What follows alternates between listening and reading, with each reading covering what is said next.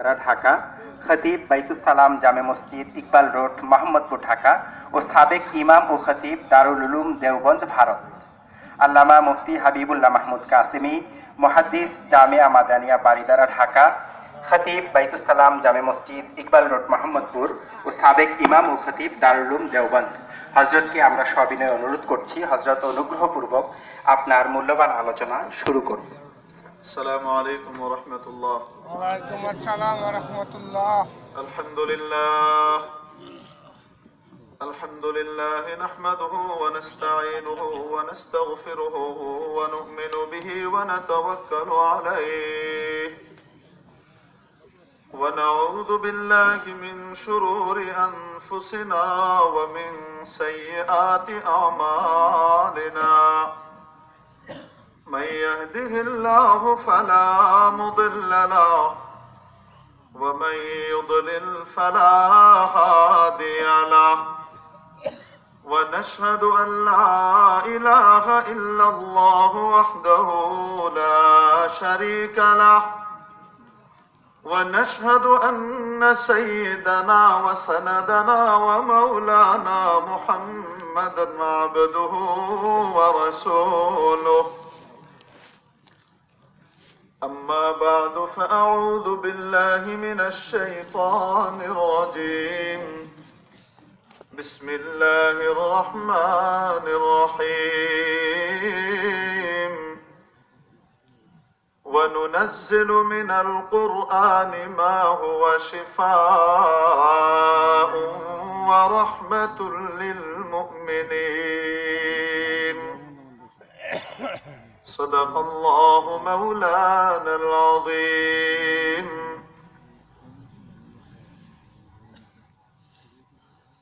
ঐতিহ্যবাহী বাইতুল আমান হাফিজিয়া মাদ্রাসার হাফেজ ছাত্রদের দস্তারবন্দি তথা পাগড়ি প্রদান উপলক্ষে আয়োজিত আজকের এই ওয়াজ ও দোয়ার মাহফিলের সম্মানিত শ্রদ্ধেয় সভাপতি মহোদয়, ওয়াজিবুল ইহতিরাম হযরত উলামায়ে কেরাম, আজিজ তলাবা,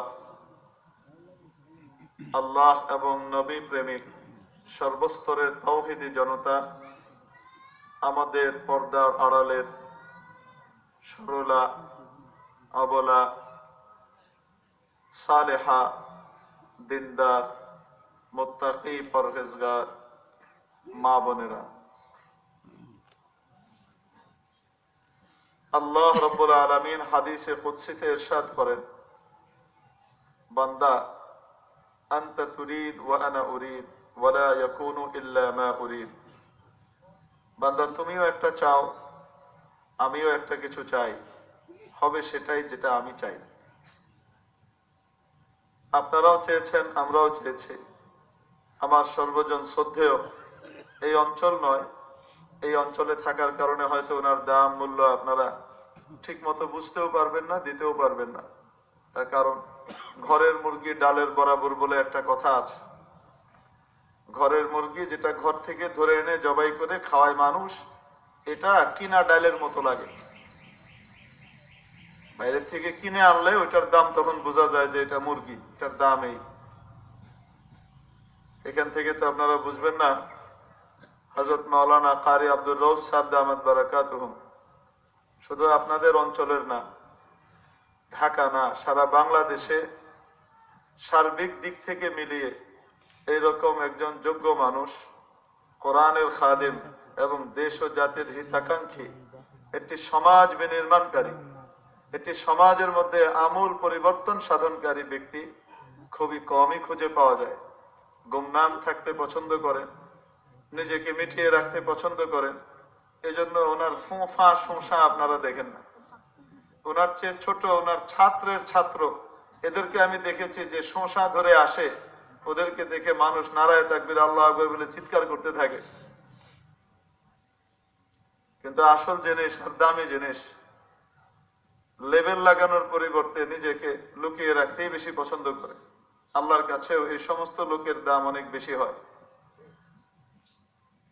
আমি প্রশংসার অতিরঞ্জন বা অত্যুক্তি করছি না, ইতরাফিল মাদাহ করছি না, বাস্তবতার ঘোষণা দিচ্ছি।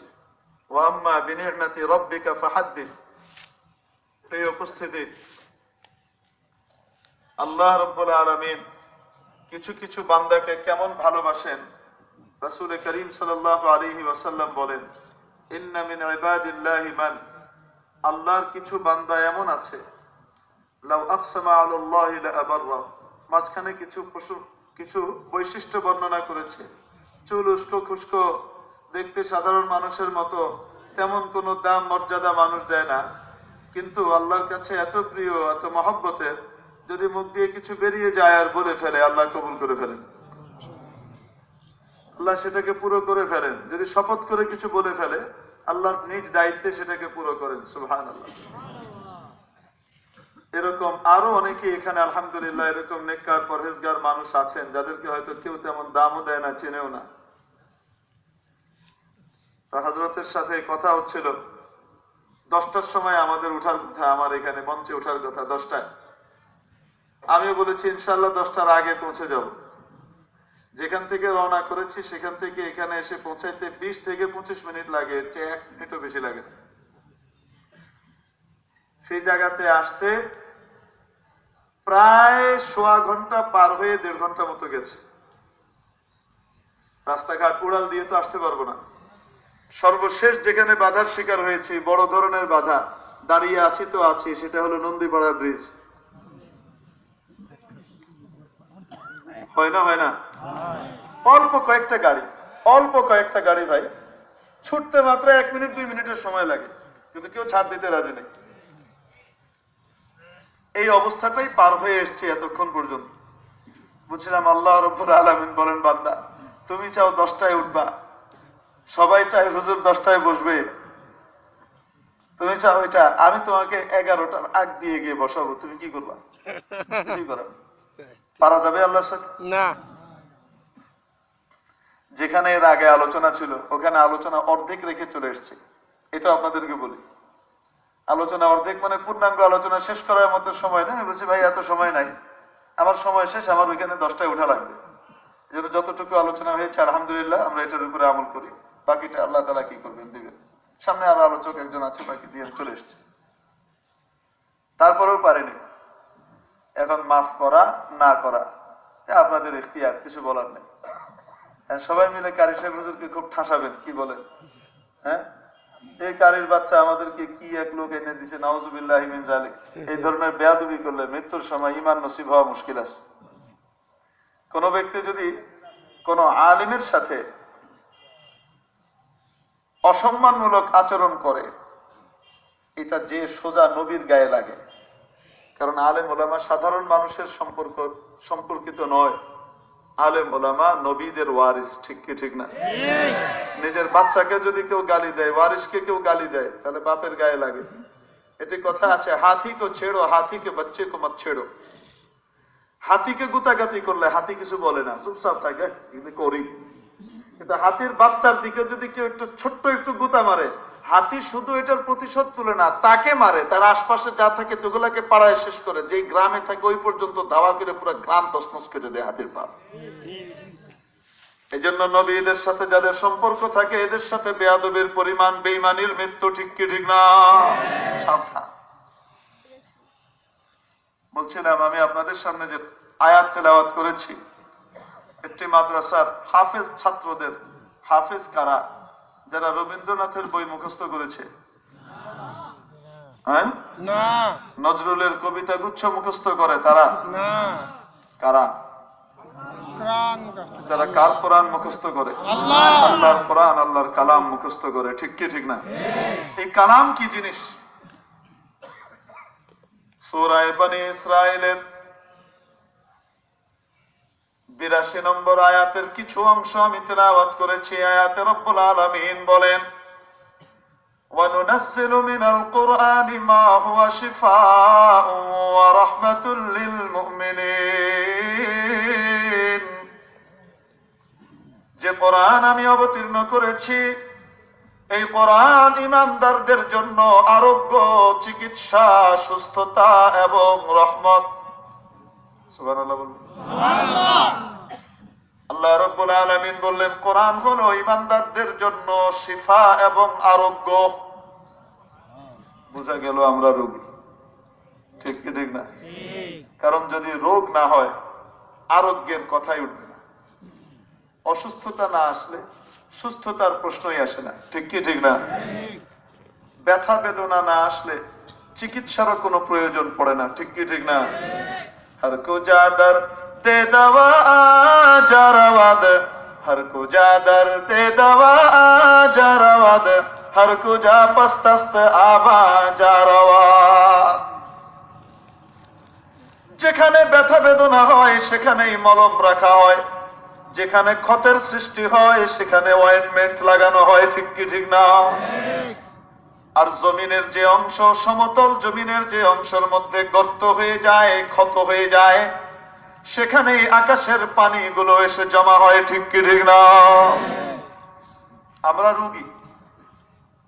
মানুষের রোগ 3 রকম হয়। কয় রকম?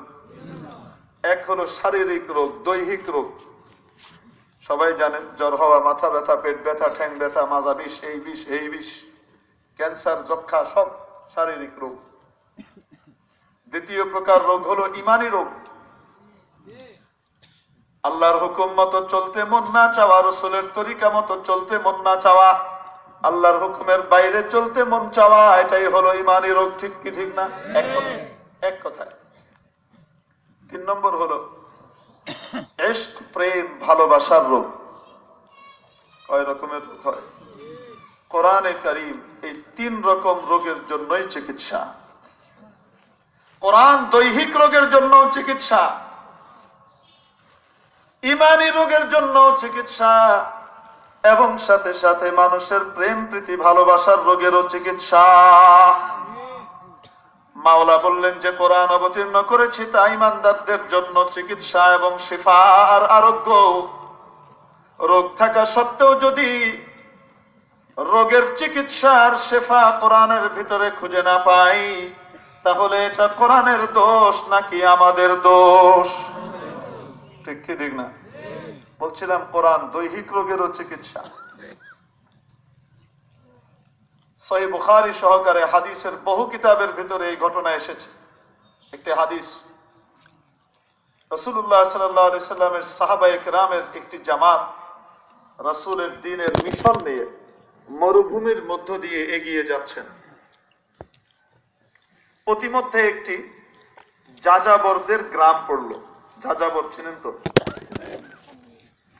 যাযাবর বলে কিছু লোক আছে যারা মরুভূমিতে কোন শহরে বা মরুভূমির গ্রামে স্থায়ীভাবে বসবাস করে না।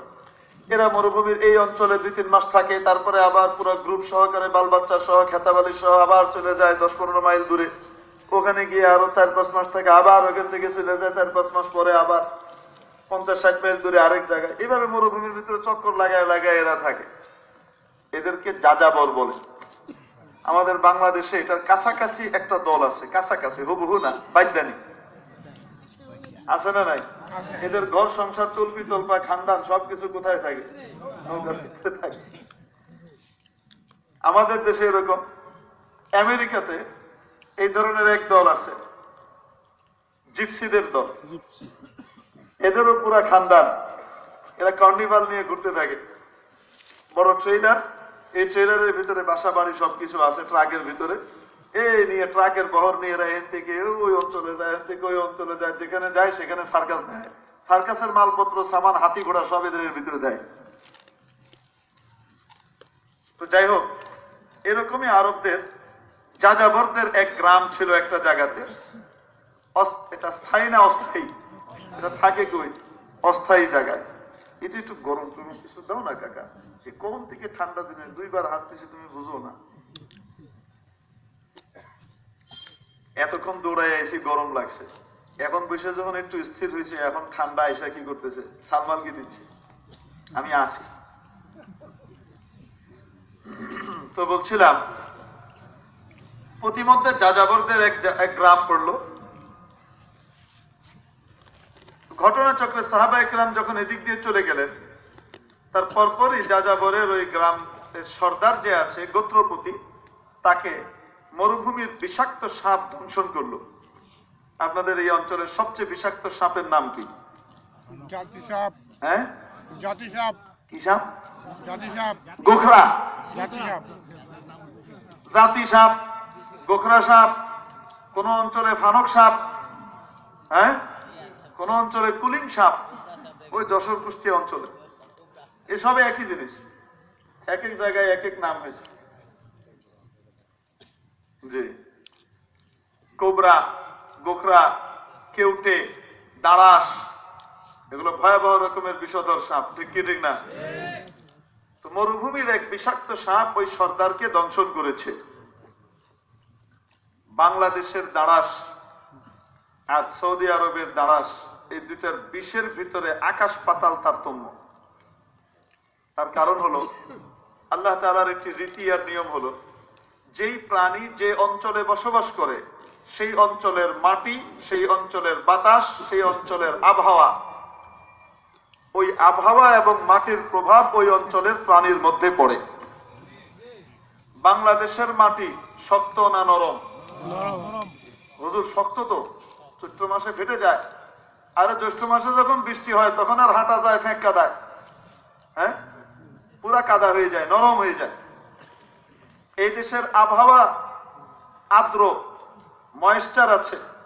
এদেশের আবহাওয়ার ভিতরে জলীয় বাষ্পের পরিমাণ বেশি, আর্দ্র আবহাওয়া, যার কারণে এখানকার মানুষের অন্তরও এরকম নরম, ঠিক কি ঠিক না?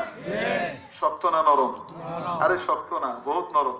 এখানকার কঠিন মানুষও যে, সেও যদি সামান্য কিছু দিনের কথা শুনে, হালকা অল্প কিছু আল্লাহ রাসূলের কথা শুনে, তার চোখ দিয়ে টপ টপ করে পানি পড়তে থাকে, ঠিক কি ঠিক না? মন নরম। ঠিক তেমনি ভাবে যে অঞ্চলের আবহাওয়ার ভিতরে তেজস্বিকতা থাকে, যেমন আরবের মরুভূমির অঞ্চলের আবহাওয়া শুষ্ক, ওখানকার পরিবেশ রুক্ষ, ওখানকার জমিন অনেক কঠিন, বালুময় প্রান্ত, বালু যদি ভিজে যায় তো পাথরের মতো হয়ে যায়। আবার নরম বালুর উপরে দৌড়ানো যায় না, পিছলা খাইতে হয়। আবার ওখানকার যে পাহাড়গুলো আছে, সেই পাহাড়গুলো তাকাবেন, যারা আপনারা হজে গিয়েছেন, ওমরায় গিয়েছেন বা বিভিন্ন কাজে গিয়েছেন, তারা দেখেছেন এক এক পাহাড় মাটির পাহাড় না পাথরের। সুবহানাল্লাহ। এই যে পুরা একটা সামিয়ানা, এই পুরা সামিয়ানা সহকারে বিরাট এক পাথর, আল্লাহ কিভাবে পাহাড়ের উপরে ওগুলোকে লটকাই দিয়ে দিছে খোদাই, এত বড় স্টোন, রকি একদম। তো বলছিলাম ওখানকার জমিন কঠিন, আবহাওয়া শুষ্ক, আবহাওয়ার ভিতরে তেজস্বিকতা বেশি, তেজ বেশি। এজন্য ওখানকার লোকজনের অন্তর ওরকম কঠিন আর শক্ত। ইমানদার হলে, পাক্কা খাঁটি ইমানদার, সারা দুনিয়া শেষ হয়ে যেতে পারে, তার ইমানে এক চুলে দিক ওদিক হবে না।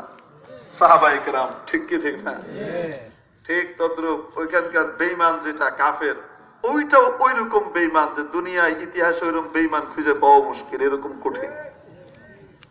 জিজ্ঞেস করি, বলেন দেখি, বড় শয়তান আর কাফের কে? ফেরাউন না আবু জেহেল? হ্যাঁ, কি করেন আপনারা? আবু জেহেল না ফেরাউন? আবু জাহেল।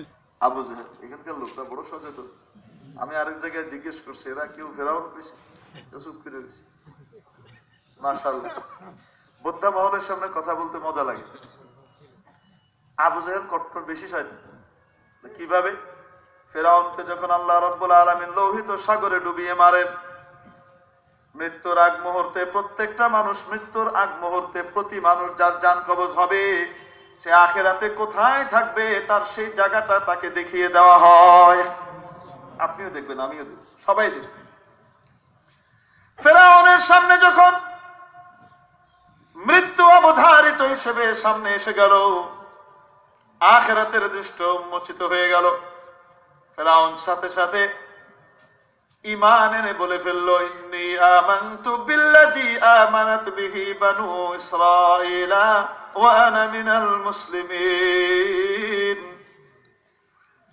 মুসার অনুসারী, আল্লাহর অনুগত বনি ইসরাইল যে রবের উপরে ঈমান এনেছে, আমি ফেরাউনও সেই আল্লাহর উপরে ঈমান আনলাম। ডিটেইলস ঈমান এনেছে, কিন্তু অদৃশ্যের উপরে না দেখা জিনিসের উপরে? এই ঈমান আল্লাহর কাছে অ্যাকসেপ্টেবল, আল্লাহ কবুল করেন। কিন্তু আবু জাহিল তো ফেরাউন ওই সময় ঈমান আনছে ঠিক, এমন সময়ে যে সময় ঈমান গ্রহণ হবে না, কিন্তু আনছে তো ঈমান। বলেন না কেন? স্বীকার তো করছে। আবু জাহেল এত খবিশের খবিশ, বদরের ময়দানে পড়ে আছে, মায়ের খেয়ে ঠাডা মায়ের খেয়ে একেবারে চিতে বেরোচ্ছে, আসছিল মুসলমানদেরকে একদম নিপাত করে দিবে, রসুলের অনুসারীদেরকে দুনিয়ায় রাখবে পাপ রে পাপ। রসুলকে নিপাত করতে এসে, রসুলের অনুসারীদেরকে নিপাত করতে এসে 1000-এর অশ্বারোহী বাহিনী, শক্তিশালী, সবার হাতে তরবারি, সবাই প্রশিক্ষিত, নেজা বল্লম সবকিছু সহ তীর সব সহকারে এসেছে। আর মুসলমানরা মাত্র 313 জন, তার মধ্যেও তাদের কাছে তরবারি আছে মাত্র 8টা। কয়টা? 1000 তলোয়ারের মোকাবেলায় কয়টা তলোয়ার? 8টা তলোয়ার। কোন তুলনায় গনায় পড়ে? আপনারা কি বল? নোয়াখালীতে কয় এর গনার মধ্যে আইন কনি গনা, হ্যাঁ গনার মধ্যে তো হবে না। খুব মজার ভাষা, বিশেষ করে আমার বাড়ি নোয়াখালী না, যদি হইতো তো খুব মজা লাগতো আমার। আমি আমার অঞ্চলের যে ভাষা ওইটা যতটুকু পারি, আমার গ্রামের ভাষা তার চেয়ে ভালো পারি আমি নোয়াখালীর ভাষা। ভালো লাগে আমার কাছে, মজা, মিষ্টি ভাষা। গালি দিতে চান, সেকেন্ডের ভিতরে 15 গালি দিয়ে দেওয়া যাবে, এমন দ্রুত। মানে ভাষাটাই এমন সুন্দর। কারো প্রশংসা করতে চান, সময় অল্প, 1 মিনিটের ভিতরে 100 প্রশংসা করে দিবে। জবরদস্ত এক ভাষা, ভাব প্রকাশের জন্য অনন্য এক ভাষা। তো বলছিলাম কনসাই ইয়ান গনার মধ্যে হয়নি, গনার মধ্যে পড়বে, একদিকে 8টা আরেক দিকে 1000। কিন্তু আল্লাহর যে নূর আল্লাহ জ্বালিয়েছেন, আল্লাহর নূরকে নিভিয়ে দেওয়া কি সকলের পক্ষে সম্ভব? চেরাগেরা কে ইজ্জত বার ফরোজাদ, চেরাগেরা কে ইজ্জত বার ফরোজাদ, কাছে কাশতাব জানাদ রেশাস বুসুজা। যেই নূরকে আল্লাহ প্রজ্বলিত করেন, সেই আলোকে, সেই প্রদীপকে যদি কেউ ফুৎকার দিয়ে নিভিয়ে দিতে চায়, ফু দিয়ে আল্লাহর কুপি আর ল্যাম্পকে নিবানো যাবে না, বরং ওই আগুনে তার নিজেরই মুখ পড়ে যাবে। ঠিক কি ঠিক না? আবু জাহিল লেগেছে দলবল নিয়ে, দম্ভ ভরে আল্লাহর হাবিবকে আর তার অনুসারীদেরকে দুনিয়া থেকে শেষ করে দিবেন। যুদ্ধের ময়দানে ফিডা দিতে গিয়ে আল্লাহ ফেরেশতা দিয়ে এমন হিডা খাওয়াইছে, বুঝছেন? একেবারে সিধা হতে রয়েছে, পড়ে আছে, একদম নড়াচড়া নাই। সাহাবী আব্দুল্লাহ ইবনে মাসউদ রাদিয়াল্লাহু তাআলা আনহু ঘুরতেছেন, কোন শয়তান পাওয়া যায় কিনা দেখি, লেটেস্ট শয়তান। খুঁজতে খুঁজতে দেখে আরে আল্লাহর সবচেয়ে বড় দুশমন আবু জেহেল পড়ে আছে, এখনো মরে নাই। এই শয়তান যদি বেঁচে যায়, কোনো মতে ফালাইতে পারে, আল্লাহ জানে কি হয়। ইবলিসকে ছাড়া যাবে না। গিয়ে বসছে বুকের উপরে, এখন কল্লাটা আলাদা করবে, বহুত কষ্টে মাথাটা এরকম করে উঠেছে। ও তুই না? এমন বুদ্ধিজীবী, এমন শিক্ষিত একটা মানুষ একটা মূর্খ কৃষকের হাতে মরতেছে, এটাই আক্ষেপ। চিন্তা করে দম্ভ কাকে বলে। তারপরে কি বলে, অনেকগুলা কথা বলছে, বুখারী শরীফে 2-4টা আছে। এগুলা নিয়ে জীবনভর তো মুসলমানদেরকে জ্বালাইছে, আল্লাহর বান্দাদেরকে। মরার সময় কিছু কথা পেয়ে গেছে, যারাই হাদিস পড়বে, বুখারী পড়বে, তাদেরকে কিয়ামত পর্যন্ত জ্বলা লাগবে। ঠিক কি ঠিক না? কি কইছে সেটা, এই কথাগুলোর ভিতরে একটা কথা শোনায়। কি বলে, আচ্ছা গলাটা তো কাটবি, বুঝতেই পারলাম, তোর হাতেই আমার মরণ। আফসোস যদি না জন্মাইতাম, তোর মতো লোকের হাতে মরতেছি, একটা মূর্খ কৃষকের হাতে মরতেছি, এত বড় বুদ্ধিজীবী আমি। ঠিক আছে, মারবি তো মারবি, একটা কাজ করিস, আমার গলাটা যখন কাটবি, থুতনির গোড়া থেকে কাটিস না, গোড়াটা মাথার সাথে একটু লম্বা করে যেন লাগিয়ে থাকে, গাড়ের এহেন দিয়ে কাটিস, যেন মাথাটা দেখে সবাই বুঝতে পারে এটা সর্দারের মাথা ছিল। বুঝে থাকলে বলেন দেখি, বড় কাফের কোনটা, ফেরাউন না আবু জাহেল? বলছিলাম যে দেশের মাটি, আবহাওয়া, বাতাস, পরিবেশ যেমন হয়, ওই দেশের প্রাণীকুলের উপরে, শুধু মানুষ না, ওই রকমই প্রভাব পড়ে। বাংলাদেশের নরম, এই জন্য প্রাণীকুলের উপরেও মানুষগুলাও নরম।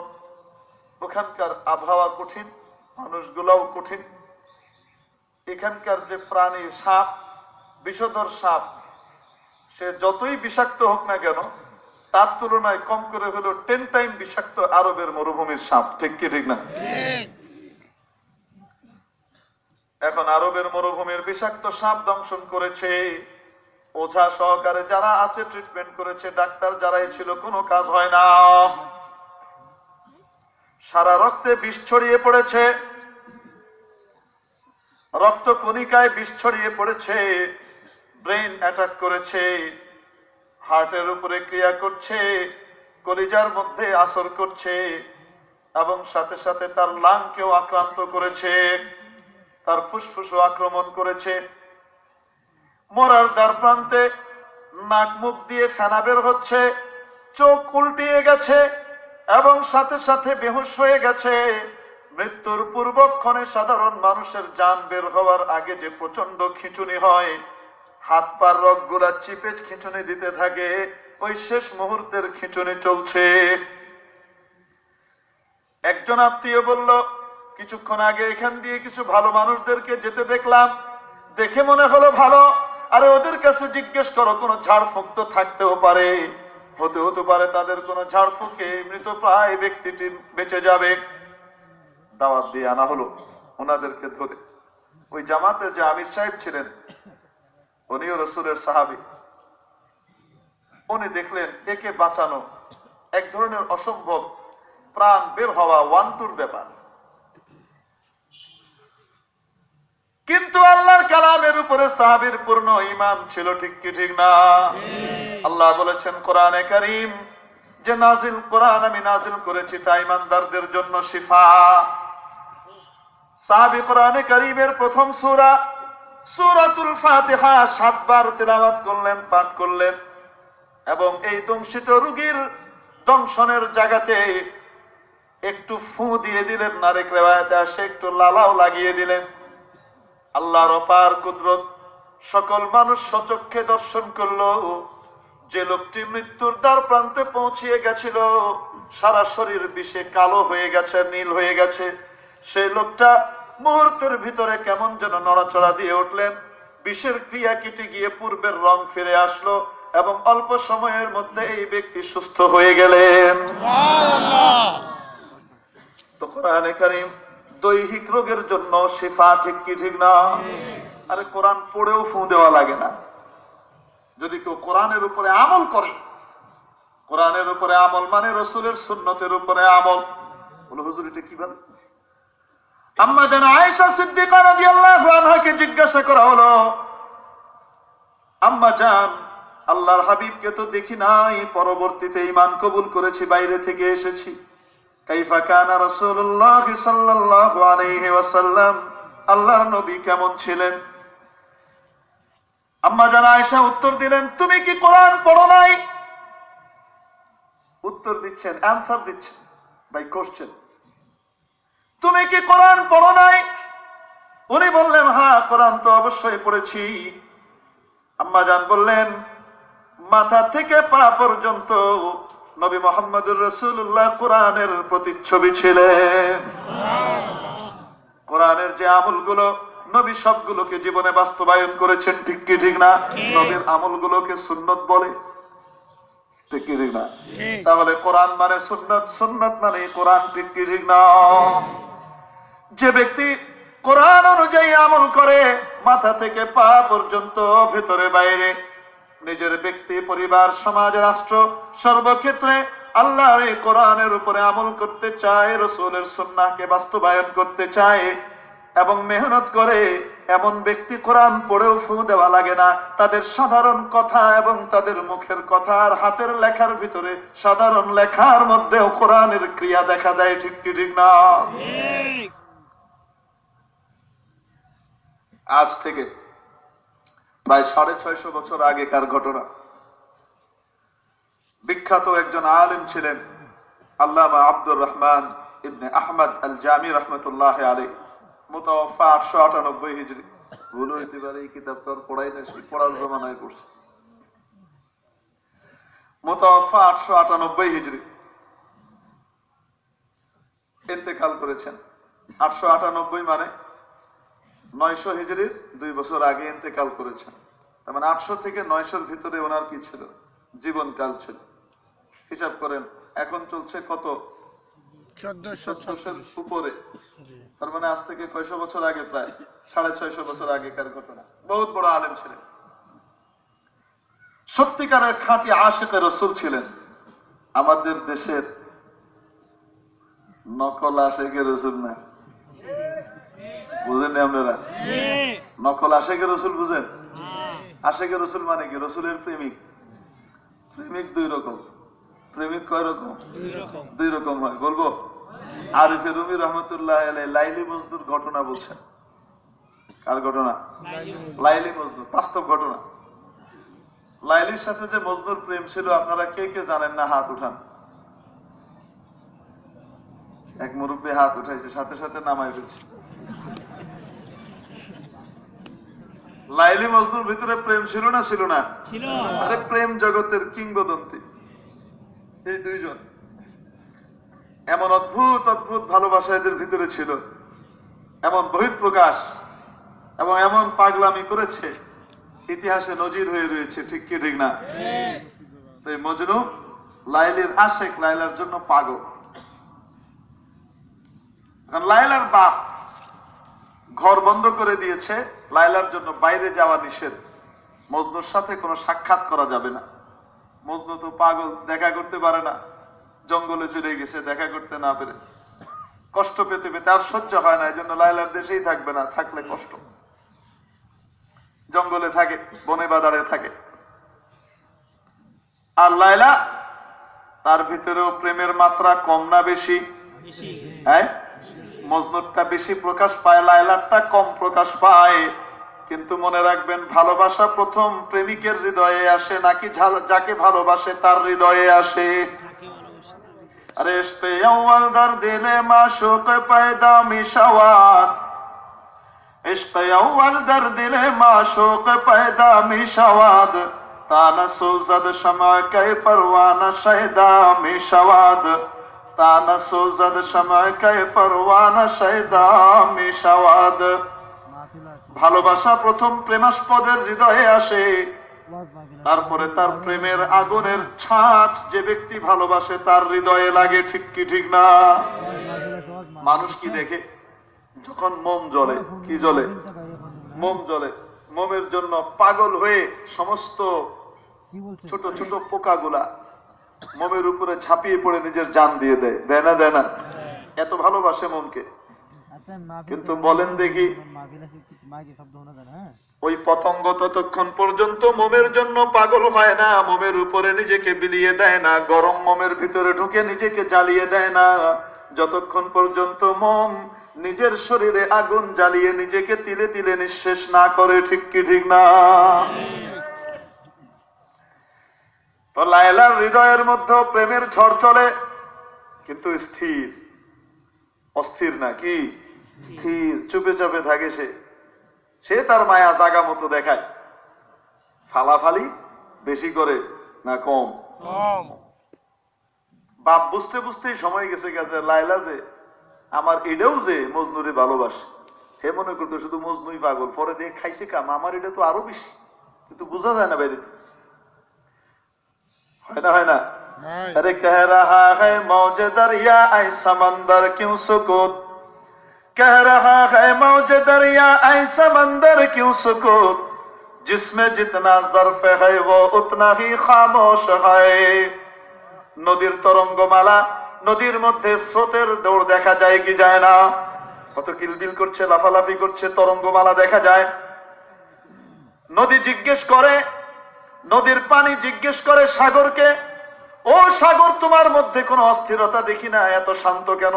আপনি বলবেন, হুজুর কে কইছে শান্ত? আমরা কক্সবাজার দিই ছৌ ছৌ করে আয়া পড়ে। আরে ওখানে কি বুঝবেন? সাগরের একটু ভিতরে যান। সেন্ট মার্টিনে যাওয়ার তৌফিক কারো হইলে, নিস্তরঙ্গ সাগর যখন থাকে, যখন সাগর শান্ত থাকে, সাগরের মাঝখানে গেলে দেখবেন নড়াচড়া নাই, স্থির পানি। ঠিক কি ঠিক না? মনে হয় একটা বড় ঝিল। সাগরকে জিজ্ঞেস করে, ওরে সাগর, তোমার ভিতরে পানি কি কম নাকি, ব্যাপারটা কি? তোমার ভিতরে কোনো নড়াচড়া দেখি না, আমার স্রোত দেখো কত বেশি। সাগর উত্তর দেয় সাথে সাথে, পাগল রে, जिसमें जितना ज़र्फ़ है वो उतना ही खामोश है। তোমার ভিতরে জায়গা কম, পানি কম, তাই লাফালাফি করো। আমার ভিতরে জায়গার কল্পনাও তুমি করতে পারবে না।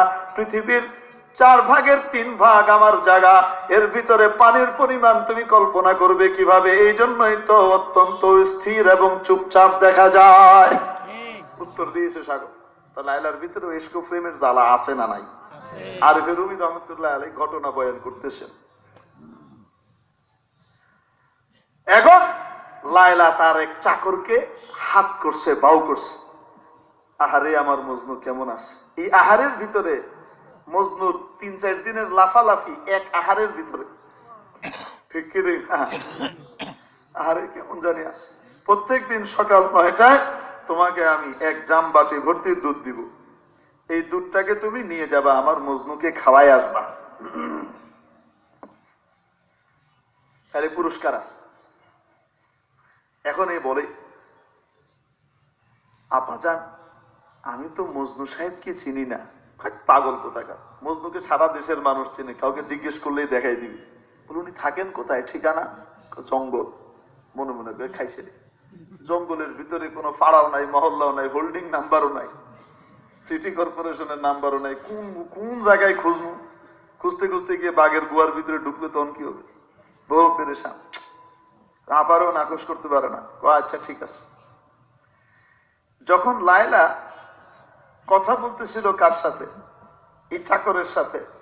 জানালার ওই পাশে এক বাটপার বসা ছিল বাইরে দিয়ে, সেই কথোপকথন শুনছে। সে এখান থেকে 2টা সামারি বের করছে। এক, প্রত্যেক দিন সকাল 9টায় মজনুর জন্য এক জাম বাটি ভর্তি, মানে গামলার মতো এক বাটি ভর্তি দুধ যাবে। কয়টায় যাবে? 9টায়। 1 নম্বর। 2 নম্বর, সে পেয়েছে যে নিয়ে যাবে সে মজনুকে চিনে না।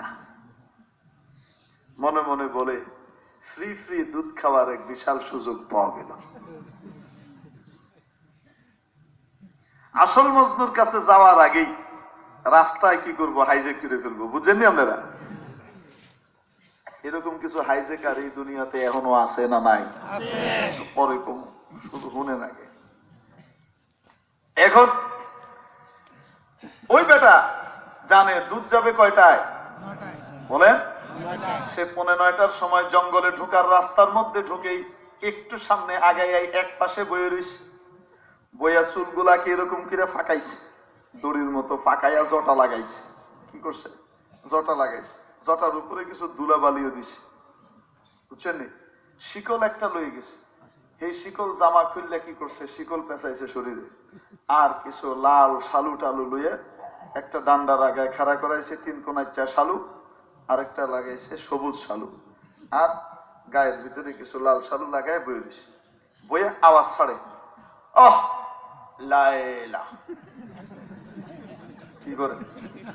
ডাক না, অহ লায়লা। বুঝেনি আমরা? 9টার সময় দুধ নিয়ে আসছে সাগর। খুঁজতেছে, মনে মনে কয়, হাই রে, কোন বাঘের পেটে জানি যাই, জঙ্গলে কই থাকে কে জানে, খোদা রহম করো। দুইটা দেহে একজন বয়ে রয়েছে। আরে ইনারে তো জিজ্ঞেস করা যায়, ভাই সাহেব মজনুকে চিনেন কিনা, ওনার কাছে যাব। তো বলে, কি দরকার? আহ লায়লা, কি দরকার? দরকার হয় ওনার লায়লা ওনার জন্য দুধ পাঠাইছে। কারে? আমি তো মজনু, দুধের বাটি দিছে। আমি জানতাম আমার লায়লা আমার লেগে এটা পাঠাবে। এখন লইয়া দুধটা একটানে খাইয়া সারছে, বাড়িটা ফিরাই দিছে, লইয়া গেছে গা। দুধটা খাওয়ার পরে যখন এই চাকর জঙ্গল থেকে বেরিয়ে গেছে, এবার লগে লগে শিকল মিকুল খুললে, শালু মালু হালায়া, নিজের ড্রেস পইরা, চুলে জোটা মোটা খুললে আবার কি হয়ে গেছে? হে বালা মানুষে এখন রাস্তাঘাটে আবার ঘুরতেছে। আবার এর পরের দিন 9:15টায় এসে বসে, দুধ খায়, 9:15টায় ইশক লায়লা শেষ। আবার এর পরের দিন আসে, ডেলি আসে 9:45 থেকে তার লাইলার এস্ক শুরু হয়, শেষ হয় কয়টায়? 9:15। বুঝছেন না আপনি? আর বাকি সময় লাইলার এস্কের কোনো খবর নাই। আর খাওয়া কি খায়? দুধ খায় ডেলি, খায়া মোটা তাজা হইয়া লাল টকটক হয়ে গেছে। লাইলা একদিন জিগায়, আচ্ছা তুমি যে প্রত্যেকদিন যাও, মজনু আমার জন্য কোনো মেসেজ পাঠায় না? জিগায় না আমি কি করি, আমি কি খাই, আমি কি পড়ি, আমি কেমনে চলি, আমি কেমনে কথা কই, এগুলো কিছু জিগায় ঠিকায় না? কয় না তো। কি করে? কয় যে দুধ খায়, খাইয়া তারপরে কয় মোষের ভিতরে দুধের ইয়ে লাগে, পরে একটা ফোসা মারে, ফটক ফোসা মারে একটা, তারপরে বাড়ি দিয়ে লাই আমি দিয়ে কিছু জিগায় না। মাঝে মধ্যে জিগায় আপনি কেমন আছেন, আর কিছু না। আর আপনি আমাদের রাগ পর্যন্ত সুর দিয়ে এরকম করতে থাকে, কিছু আস্তে আস্তে করে এরকম করে জ্বালা বোঝা যায়, ওনার ভিতরে অনেক জ্বালা বোঝা যায়। লাইলা মনে মনে করে শালা তুই কেমনে বুঝবি জ্বালা? মিলে না, মজনুর লগে মিলে না, মনে মনে চিন্তা করে। আরে জিগায় না আমি কি খাই, কি পড়ি, কেমনে খাই? আরে আমি যেমনে খাই, যেমনে বইয়া খাইতাম, যেমনে হাঁটতে হাঁটতে খাইতাম, যেমনে আমি যা যা খাইতাম মজনু তো হেগিলি খাইতো। আমি যা পড়ি আমাকে এত ভালোবাসতো যে আমার পরার কাপড়টাই সে পরতো। আমি একটা মেয়ে মানুষ, সে পুরুষ, এতটুকু সে পার্থক্য করতো না। এই বেটা মানুষের পরিবর্তে মেয়ে মানুষের পোশাক পরতো। আপনাকে উদাহরণ দিয়ে কই, মনে করেন আনার কলি পরি, হ্যাঁ আনার কলি পরে, আমি কিরণ মালা পরি, হ্যাঁ কিরণ মালা পরে, মাঝখানের আমি ফাহি পরি, হ্যাঁ ফাহি পরে, আমি গন্ডার পরি তো হ্যাঁ গন্ডার পরে। বুঝেননি কি কই? এটা পুরুষ মানুষ এগুলি বললে মানুষ কি করবো, পাগল কিব না? মজনুর আসল নাম কায়েস, আরবিতে পাগলকে মজনু বলে। পাগল আছে না, পাগলের আরবি কি? ইংরেজি কি? ম্যাড। আর আরবিতে কি? মজনু। বুঝতে পারছেন? এর আসল নাম ছিল কায়েস। এর পাগলামির কারণে মানুষের কি করে দিছে? পাগল, মজনু বেশি। এর মানুষ এটাই চিনে, কায়েস নামে চিনে না। যাই হোক, বলছিলাম এখন বলে আমি কিভাবে হাঁটি জিজ্ঞেস করে না? কয় না। আশ্চর্য, ও তো আমার মতো কোমর দুলায় দুলায় হাঁটতো, আমার ভালোবাসে এর লেগে। মানুষ পাগল কোথায় নাকি? তো লালের মনে মনে সন্দেহ হয়েছে, दाल में कुछ काला है और कबाब में हड्डी है।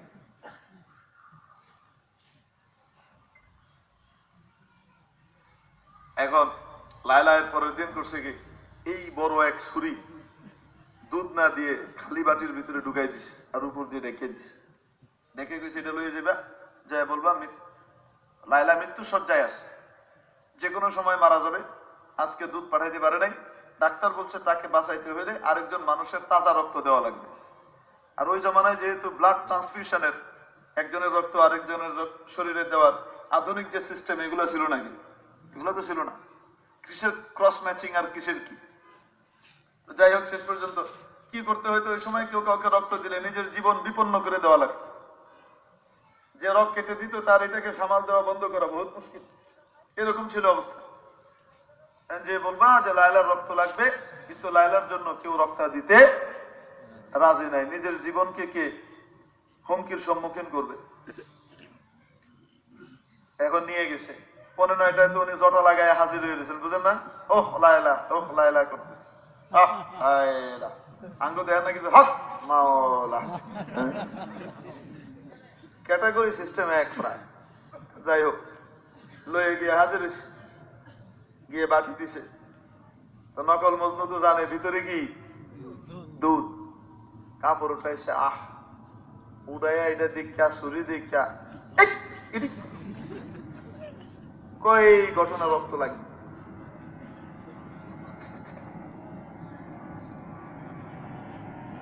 পাগল কোথাকার বেকুব।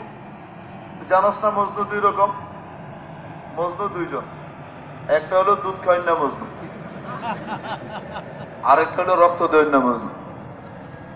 আমি হইলাম দুধ খাই না মজনু, যখন দুধ আইব তখন আমারে খাওয়াবে, আর যখন রক্ত দেওয়া লাগবো তখন ওই মজনু ভিতরে আছে যা। এই চাকরও বেকুব, এ বুঝে নাই যে লায়লা কি ধরতে চাইছে, চোর ধরবার চাইছে। এ মনে করছে রক্ত লইয়ে গেলে আপা খুশি হবে। পাগল ভিতরে গেছে, খুঁজতে খুঁজতে যে দেখে একজন লোক পড়ে আছে গাছের নিচে, জীর্ণ শীর্ণ, পেটের চামড়া পিঠের সাথে লেগে গেছে, হাতের চামড়াগুলা শরীরের চামড়াগুলা হাড্ডির সাথে লেগে গেছে, কোনো গোশত নাই, নড়াচড়ার ক্ষমতাও নাই, কোনো মতে জান আছে, সদ্যের রমক বোঝা যায়, অবাকেই আর রমক। এখন যে বলে লায়লা আমাকে পাঠাইছে, রক্ত লাগবে, শোনার সাথে সাথে লাভ দিয়ে উঠছে, উঠে বলে আরে আমার লায়লা আমার রক্ত চেয়েছে, কত লাগবে বলো। মৃত্যু সজ্জায় আছে কি নাই এগুলাও জিজ্ঞাসা করে নাই, বলাও লাগে নাই, রক্ত লাগবে শোনার সাথে সাথে লাভ দিয়ে উঠছে। লায়লা রক্ত চাইছে, এর চেয়ে খুশির জিনিস হইতে পারে না। কত রক্ত লাগবে বলো, সাথে সাথে এখান দিয়ে কেটে ফেলছে, ছুরি মেরে পোষ মেরে এখান দিয়ে রক্ত বের করে। রক্ত তো শরীরে নাই, সব শুকায় শেষ, কি থাকবে, নিজেই তো মরণের মুখে। টিপে টুপে কিছু বের করে, অল্প কিছু হয়, আবার এদিক থেকে কাটে এদিক দিয়ে বের করে, আর রক্ত বের হয় না। গোলামের চাকরের মায়া লেগে গেল, বলে আর লাগবে না, আর লাগবে না, এতটুকুতেই খুশি হবে, নিয়ে চলে গেছে। দেখার সাথে সাথে লায়লা কাঁদতে কাঁদতে অস্থির হয়ে গেছে, পাগল, আমি কি তার কাছ থেকে রক্ত চাইছিলাম নাকি? দেখতে চাইছি রক্ত দেওয়ার জন্য সে তৈরি আছে কিনা। তুই বাটপারের রক্তটা না নিয়ে আমার আসল মজনুর রক্ত নিয়ে আসছস, গাদা গোতাকার। এখন বাস্তব জমানায় বর্তমান দুনিয়াতেও আশেকে রসুল দুই রকম। একরকম আশেকে রসুল সারা বছর, বরং প্রতি মাসের 24 ঘন্টায় প্রত্যেক দিন রসুল কি পড়তেন, রসুল কি খাইতেন, রসুল কি ভালোবাসতেন, রসুল কিভাবে চলতেন, রসুল কোনটা পছন্দ করতেন, এগুলা তালাশ করে করে মাথা থেকে পা পর্যন্ত আমল করে, ঠিক কিনা? রসুলের প্রকৃত অনুসরণ করে। এরা নকল না আসল? আরেক দল আছে, সারা বছর তাদের খোঁজ পাওয়া যায় না, নামাজেরও খবর নাই। রসুল নামাজ অপছন্দ করতেন না পছন্দ? কেমন? মরণের আগ দিয়ে যখন বলতেছিলেন, মরণের আগ দিয়ে যে 3টা নসিহত করেছেন, 3টা কথা মুখ দিয়ে বলেছেন। ওয়াফাতের আগ মুহূর্তে যখন জান বেরিয়ে যাবে, তার আগ দিয়ে নিজের মেয়ের কথাও বলেন নাই, স্ত্রীর কথাও বলেন নাই, আত্মীয় স্বজনের কথাও বলেন নাই, নিজের নাতিপুতির কথাও বলেন নাই। প্রথম যে কথা বলেছেন, আসসালাত আসসালাত, ও আমার উম্মত, নামাজ নামাজ নামাজ যেন ত্রুটি না হয়। এত ভালোবাসতেন নামাজ, সেই নামাজের কোনো খবর নাই। 1 ওয়াক্ত আছে তো 10 ওয়াক্ত নাই, জুমায় একটাই আছে তো আরেকটাই নাই। ও আমার প্রিয় ভাইয়েরা, নামাজের খবর নাই, টুপির খবর নাই, জামার খবর নাই, খাওয়ার খবর নাই, দাড়ির খবর নাই, রসুলের সুন্নতের উপরে আমলের কোনো খবর নাই। কিন্তু যখন 9:45 বাজে, রবিউল আউয়াল মাস আসে, 12 রবিউল আউয়াল, যেটা রসুলের জন্মদিনের সাথে সাথে একই দিনে রসুলের ওয়াফাত এবং মৃত্যুরও দিন, ঠিক কি ঠিক না? রসুলের ওয়াফাতের দিনে, মৃত্যুর দিনে, ওইটাকে ভুলাইয়া দিয়া শুধু জন্মের কথা স্মরণ করে সারা দেশের সকল মিষ্টির দোকানগুলা খালি করে ফেলায়, ঠিক কি ঠিক না? 12 রবিউল আউয়াল যখন আসে, তখন রসুলের এশকো সাঙ্গা মারে, জশ্নে জুলুস বের করে, লাফালাফি ফালাফালি দাবাদাবি করে, কিছু কথাকাটি করে টিরে, আরো যারা নাকি সত্যিকারের আশেকে রসুল, তাদেরকে নকল বলতে থাকে, ঠিক কি ঠিক না? তারে রবিউল আউয়াল এলে তোমারি গান গাই, রবিউল আউয়াল গেলে তোমায় ভুলে যাই, রবিউল আউয়াল এলে তোমারি গান গাই, রবিউল আউয়াল গেলে তোমায় ভুলে যাই। আরে তোমার নামে দুরুদ পড়ি, তোমার নামে সালাম করি। মিষ্টি ব্যক্তি যা আছে সবগুলারে একই সাথে একই দিনে সাবার করি, ঠিক ঠিক না? ও আমার প্রিয় ভাইয়েরা, জনগণ এখন আসল প্রেমিক আর নকল প্রেমিক, আসল মজনু আর নকল মজনু, আসল আশেকে রসুল আর নকল আশেকে রসুলকে চিনে ফেলেছে, ঠিক ঠিক না? সর্বকালের সর্বশ্রেষ্ঠ নবী, সর্বশ্রেষ্ঠ মানব নবী মুহাম্মদুর রাসূলুল্লাহকে যখন ব্লগের ভিতরে লাগাতার মাসের পর মাস কিছু পথে যাওয়া দুশ্চরিত্র শয়তান ব্লগার যখন গালির গালাজ করে গিয়েছে, কুৎসারটনা করে গিয়েছে, রসুলের ইজ্জত নিয়ে ছিনিমিনি খেলেছে। আমার প্রিয় ভাইরা, 12ই রবিউল আউয়াল ওয়ালাদেরকে রক্ত দেওয়ার জন্য ময়দানে দেখা যায় নাই, রক্ত দেওয়ার জন্য দেখা গেছে।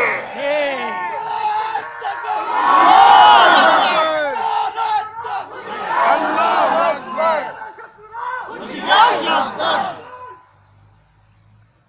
দেখা যায় নাই শাপলা চত্বরে রক্ত দেওয়ার যখন প্রয়োজন পড়েছে, দল মত নির্বিশেষে, সে কোনো দল করে না দেখে নাই, জীবন ভর আওয়ামী লীগ করেছে, এখনো করে, তারপরেও শাপলা চত্বরে গিয়েছে। এরকম মুসল্লি আছে না নাই বলেন?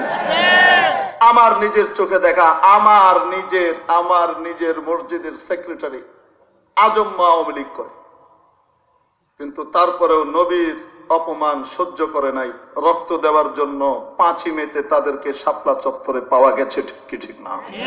যেতে না পারলেও কমপক্ষে এখান থেকে দোয়া করেছে। এরকম লোকের অভাব আছে? বলেন না কেন? কিন্তু 12ই রবিউল আউয়াল ওয়ালাদেরকে, জশ্নে জুলুস ওয়ালাদেরকে পাওয়া যায় নাই। ঠিক কিনা? এই বাগি আর ওই বাগি, এই সাগি আর ওই সাগি, কাউরে পাওয়া যায় না।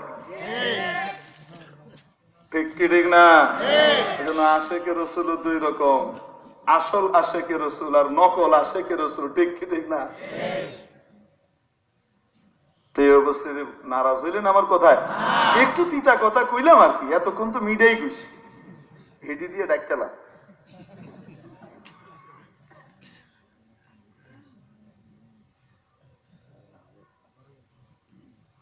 বলছিলাম আল্লামা আব্দুর রহমান জামি রহমতুল্লাহ আলাইহি নকল আশেকে রসুল ছিলেন না, কি আশেকে রসুল? আসল আশেকে রসুল। গাধায় চড়ে সফর করছেন, এক বন্দের মধ্য দিয়ে যাইতেছেন। বন চিনেন কিনা? তেপান্তরের মাঠ, ধুধু মাঠ, মাইলের পর মাইল বিস্তীর্ণ খোলা জমি। ঠিক কি ঠিক না? যেখানে কোনো জনমানুষের চিহ্ন নাই। রাস্তা দিয়ে যাচ্ছেন, অনেক দূরে যাবেন, সন্ধ্যা হয়ে গেছে, সূর্য ডুবে যাবে কিছুক্ষণ পরে। কোন জায়গায় আশ্রয় না নিতে পারলে এই চকের ভিতরে রাতের বেলা হায়না আর শিয়ালের শিকার হওয়া লাগবে। একা মানুষ কি করবে? দূরে দেখেন একটা বড় বাড়ি দেখা যায়, বড় বাড়িতে গেলেন, দেখলেন বিশাল বিশাল ঘর দিয়ে বিরাট বাড়ি, গোয়াল ভর্তি গরু, 60-70টা গরু, বলদ গরু, দুধের গরু, সব গরু, চাষের গরু। তারপরে আবার শত শত গোলা ভর্তি ধান আর গম আর ফসল। খুব ধনী এক গৃহস্থ। দরজা ধাক্কাইলেন, গৃহস্থ দরজা খুলছে, বাড়ির মালিক এসে বলতেছে কি চাই? হুজুর বললেন আজ রাতটুকুর জন্য একটু আশ্রয় চাই, সকালে উঠেই চলে যাব। রাতে এখানে কোথায় কাটাবো, যাওয়ার তো কোনো জায়গা নেই। ওই ব্যক্তি ছিল একটু কৃপণ প্রকৃতির। কৃপণ ছিলেন তো? আপনাদের ভাষায় কি বলেন? কিপটা। চিন্তা করে হুজুরকে যদি থাকতে দিই তো 2-4টা খাইতে তো দেওয়া লাগবে, কমে যাবে। আর মিথ্যা কথা, হুজুর কি যে বলবো, সারা বাড়ি ভর্তি এত মেহমান, জায়গা নেই। হুজুর সব বুঝলেন, বুঝে আর কি করবেন, জোর করে কি আর থাকবেন? রওনা হয়ে গেল। আল্লাহর কুদরত, ঘটনাচক্রে এই লোকের যে স্ত্রী অন্তঃসত্ত্বা ছিল, গর্ভবতী ছিল, পেটে বাচ্চা, এখনো প্রায় 1.5-2 মাস বাকি আছে, বাচ্চা হওয়ার সময় বাকি আছে। হুজুর চলে যাওয়ার পরপরই ওই মহিলার প্রসব বেদনা শুরু হয়েছে, কঠিন ব্যথা। কিছুক্ষণ পরে ব্যথার সাথে সাথে বাচ্চাও হয়ে গেছে, পুরানা অর্ধেক। মাথার পরিবর্তে পা বের হয়ে এসছে, পা বের হয়ে কোমর পর্যন্ত বের হয়ে বুক দেখা যায়। আপনারা জানেন কোন বাচ্চা যদি নরমাল ডেলিভারি হইতে হয় কোনটা বের হইতে হয় আগে? বলেন। মাথার পরিবর্তে যদি পা বের হয়ে আসে, আর যদি কোমর পর্যন্ত বা বুক পর্যন্ত বের হয়ে আসে, ক্রিটিক্যাল ডেলিভারি, নরমাল ডেলিভারি করা সম্ভব নয়। ঠিক কি ঠিক না? ওই যুগে তো সিজারেরও কোনো ব্যবস্থা ছিল না, ছিল সিজারেরও কোনো ব্যবস্থা ছিল না। 650 বছর আগে সিজার কি বুঝবে? নিশ্চিত ভাবে এখানে মা এবং বাচ্চা উভয়ের জীবন সংকট। দায়ী বলে, ও হাজী সাহেব, অবস্থা এমন ভয়াবহ, যদি যদি আস্তে আস্তে ঠ্যাংটা বাইর হইতো তাও টিপে ভিতরে ঢুকাই দিয়ে কোনোভাবে পজিশন চেঞ্জ করার চেষ্টা করতাম। ফট করে বের হয়ে গেছে এবং পা বের হয়ে গেছে। যে অবস্থা, আপনার স্ত্রী এবং সন্তান দুইজনকেই হারাইতে হবে। ভাগ্য ভালো হইলে একজন বেঁচে যাবে, আরেকজন অবশ্যই মরবে। বলেন কাকে বাঁচাবো? মাকে বাঁচাবো না ছেলেকে বাঁচাবো? উনি বলেন আমার জীবন সঙ্গিনী অর্ধাঙ্গিনীকে আমি হারাইতে চাবো না, জীবনে কোনোদিন তাকে হারাইতে কল্পনাও করি না। আর আমার সন্তানকে তো আমি কোনোদিন ছাড়তে পারবো না, আমার কলিজার টুকরা সন্তান। দুইজন কি বাঁচাও? সে বলে বাঁচানোর কোনো কায়দা নাই, যে কোনো একজন যাবে অথবা দুইজনই যাবে। অথবা কয়জন যাবে? কপাল খারাপ হইল। এখন এই ব্যক্তি চিন্তা করে ডাক্তার কোথায় পাবো, এখানে ওঝা কোথায় পাবো, আর কবিরাজ কোথায় পাবো। হঠাৎ মাথার ভিতরে আসলো, আরে একজন হুজুর তো কিছুক্ষণ আগে গেছিলেন, আমি তো ঢুকতে দিই নাই, মিশা কথা কে বের করে দিছি। যাই না দেখি হুজুরের কাছে কোনো তাবিজ টুবিজ নিয়ে আসলে যদি ফায়দা হয়। এখন এই গাধাওয়ালা হুজুরকে ধরার জন্য ওই সাহেব গোড়ায় ছেড়ে দৌড় মারছে, গিয়ে হুজুরকে ধরছে। হুজুর এই হুজুর বলতেছেন করতে পারি, শর্ত আছে। কি শর্ত? কই যে আমাকে রাতে থাকতে দেওয়া লাগবে। হুজুর বলেন কি? সারা বাড়ি খালি, কোন ঘরে থাকবে না? এতক্ষণ কিছু না। মসজিদ মাদ্রাসায় টাকা চাইতে এলে তখন চেহারা কালা হয়ে যায়। টাকা নাই, ব্যবসা মন্দা, জানেনি তো সরকার কি করতেছে, আমরা না খেয়ে মরতেছি। বুঝলেন, এটা কয়নি কয় না। কিন্তু যখন ওই কনসার্টের জন্য টাকা দরকার হয়, কত লাগবে? তোমরা যুবক ছেলে, তোমরা নিবা না, আমি স্পন্সর হবো, আমি তোমাদের কনসার্টের একজন গর্বিত স্পন্সর। হয়নি হয় না? আল্লাহ ওইরকম ঠেললে যখন অ্যাপোলোতে ঢুকাই দেয়, ইউনাইটেডে ঢুকাই দেয়, দে টাকা দিতি না? আমার রাস্তায় দিলে 1 লাখ টাকা দিলে তোর সারা জীবনের সব সিস্টেম করে দিতাম। আমার রাস্তায় 1 লাখ টাকা দিতে পারলে না। আমার নবীর মাদ্রাসায় আমার নবীর হাদিস পড়ানো হয়, আমার কিতাব কোরআন পড়ানো হয়, হাফেজ হয়। এনে তোর 10,000 টাকা দিতে খুব খারাপ লাগতেছিল। ল এবার টাকা তো দিচ্ছ, এনে এনে ল এবার হালায় থুয়ে দিলাম, এবার 10 লাখ টাকা লাগা, ক্যান্সারের কেমো দে। হয় না? হয় না? তখন তো দিই। তখন হুজুরের কাছে আসে, হুজুর কয়টা ছাগল লাগবে বলেন, আমি দিব। একটু আমি হুজুর একটু দোয়া করে দিই। মাওলার দরবারে যে নিজের থেকে পাঠায়, মাওলা তার আপদ বিপদ দূর করে দেন, দেওয়ার সাথে সাথে তার পয়সার মধ্যে আরো বরকত এবং বৃদ্ধি করে দেন। ঠিক কি ঠিক না? যেন আল্লাহর রাস্তায় খরচ করার জন্য আমরা কে কে রাজি আছি? জোরে হাত তুলি। আল্লাহ আমাদের হাতগুলাকে কবুল করে নেন, বলি আমিন। মাওলা এই মাদ্রাসার যাবতীয় প্রয়োজন পুরা করার জন্য আমাদের সকলের অর্থকে আপনি কবুল করে নিন, আমিন। আল্লাহ আপনার ঘর যেখানেই আছে সেই ঘরের খেদমতের জন্য আমাদেরকে কবুল করে নিন। আল্লাহ এরকম কোরআনী মিলন মেলা, এরকম মাহফিলের জন্য খরচ করতে আমাদের সবাইকে কবুল করে নিন, জোরে বলুন আমিন।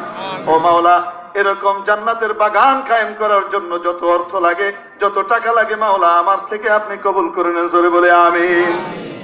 দিব তো ইনশাআল্লাহ? হ্যাঁ, হাত নামান।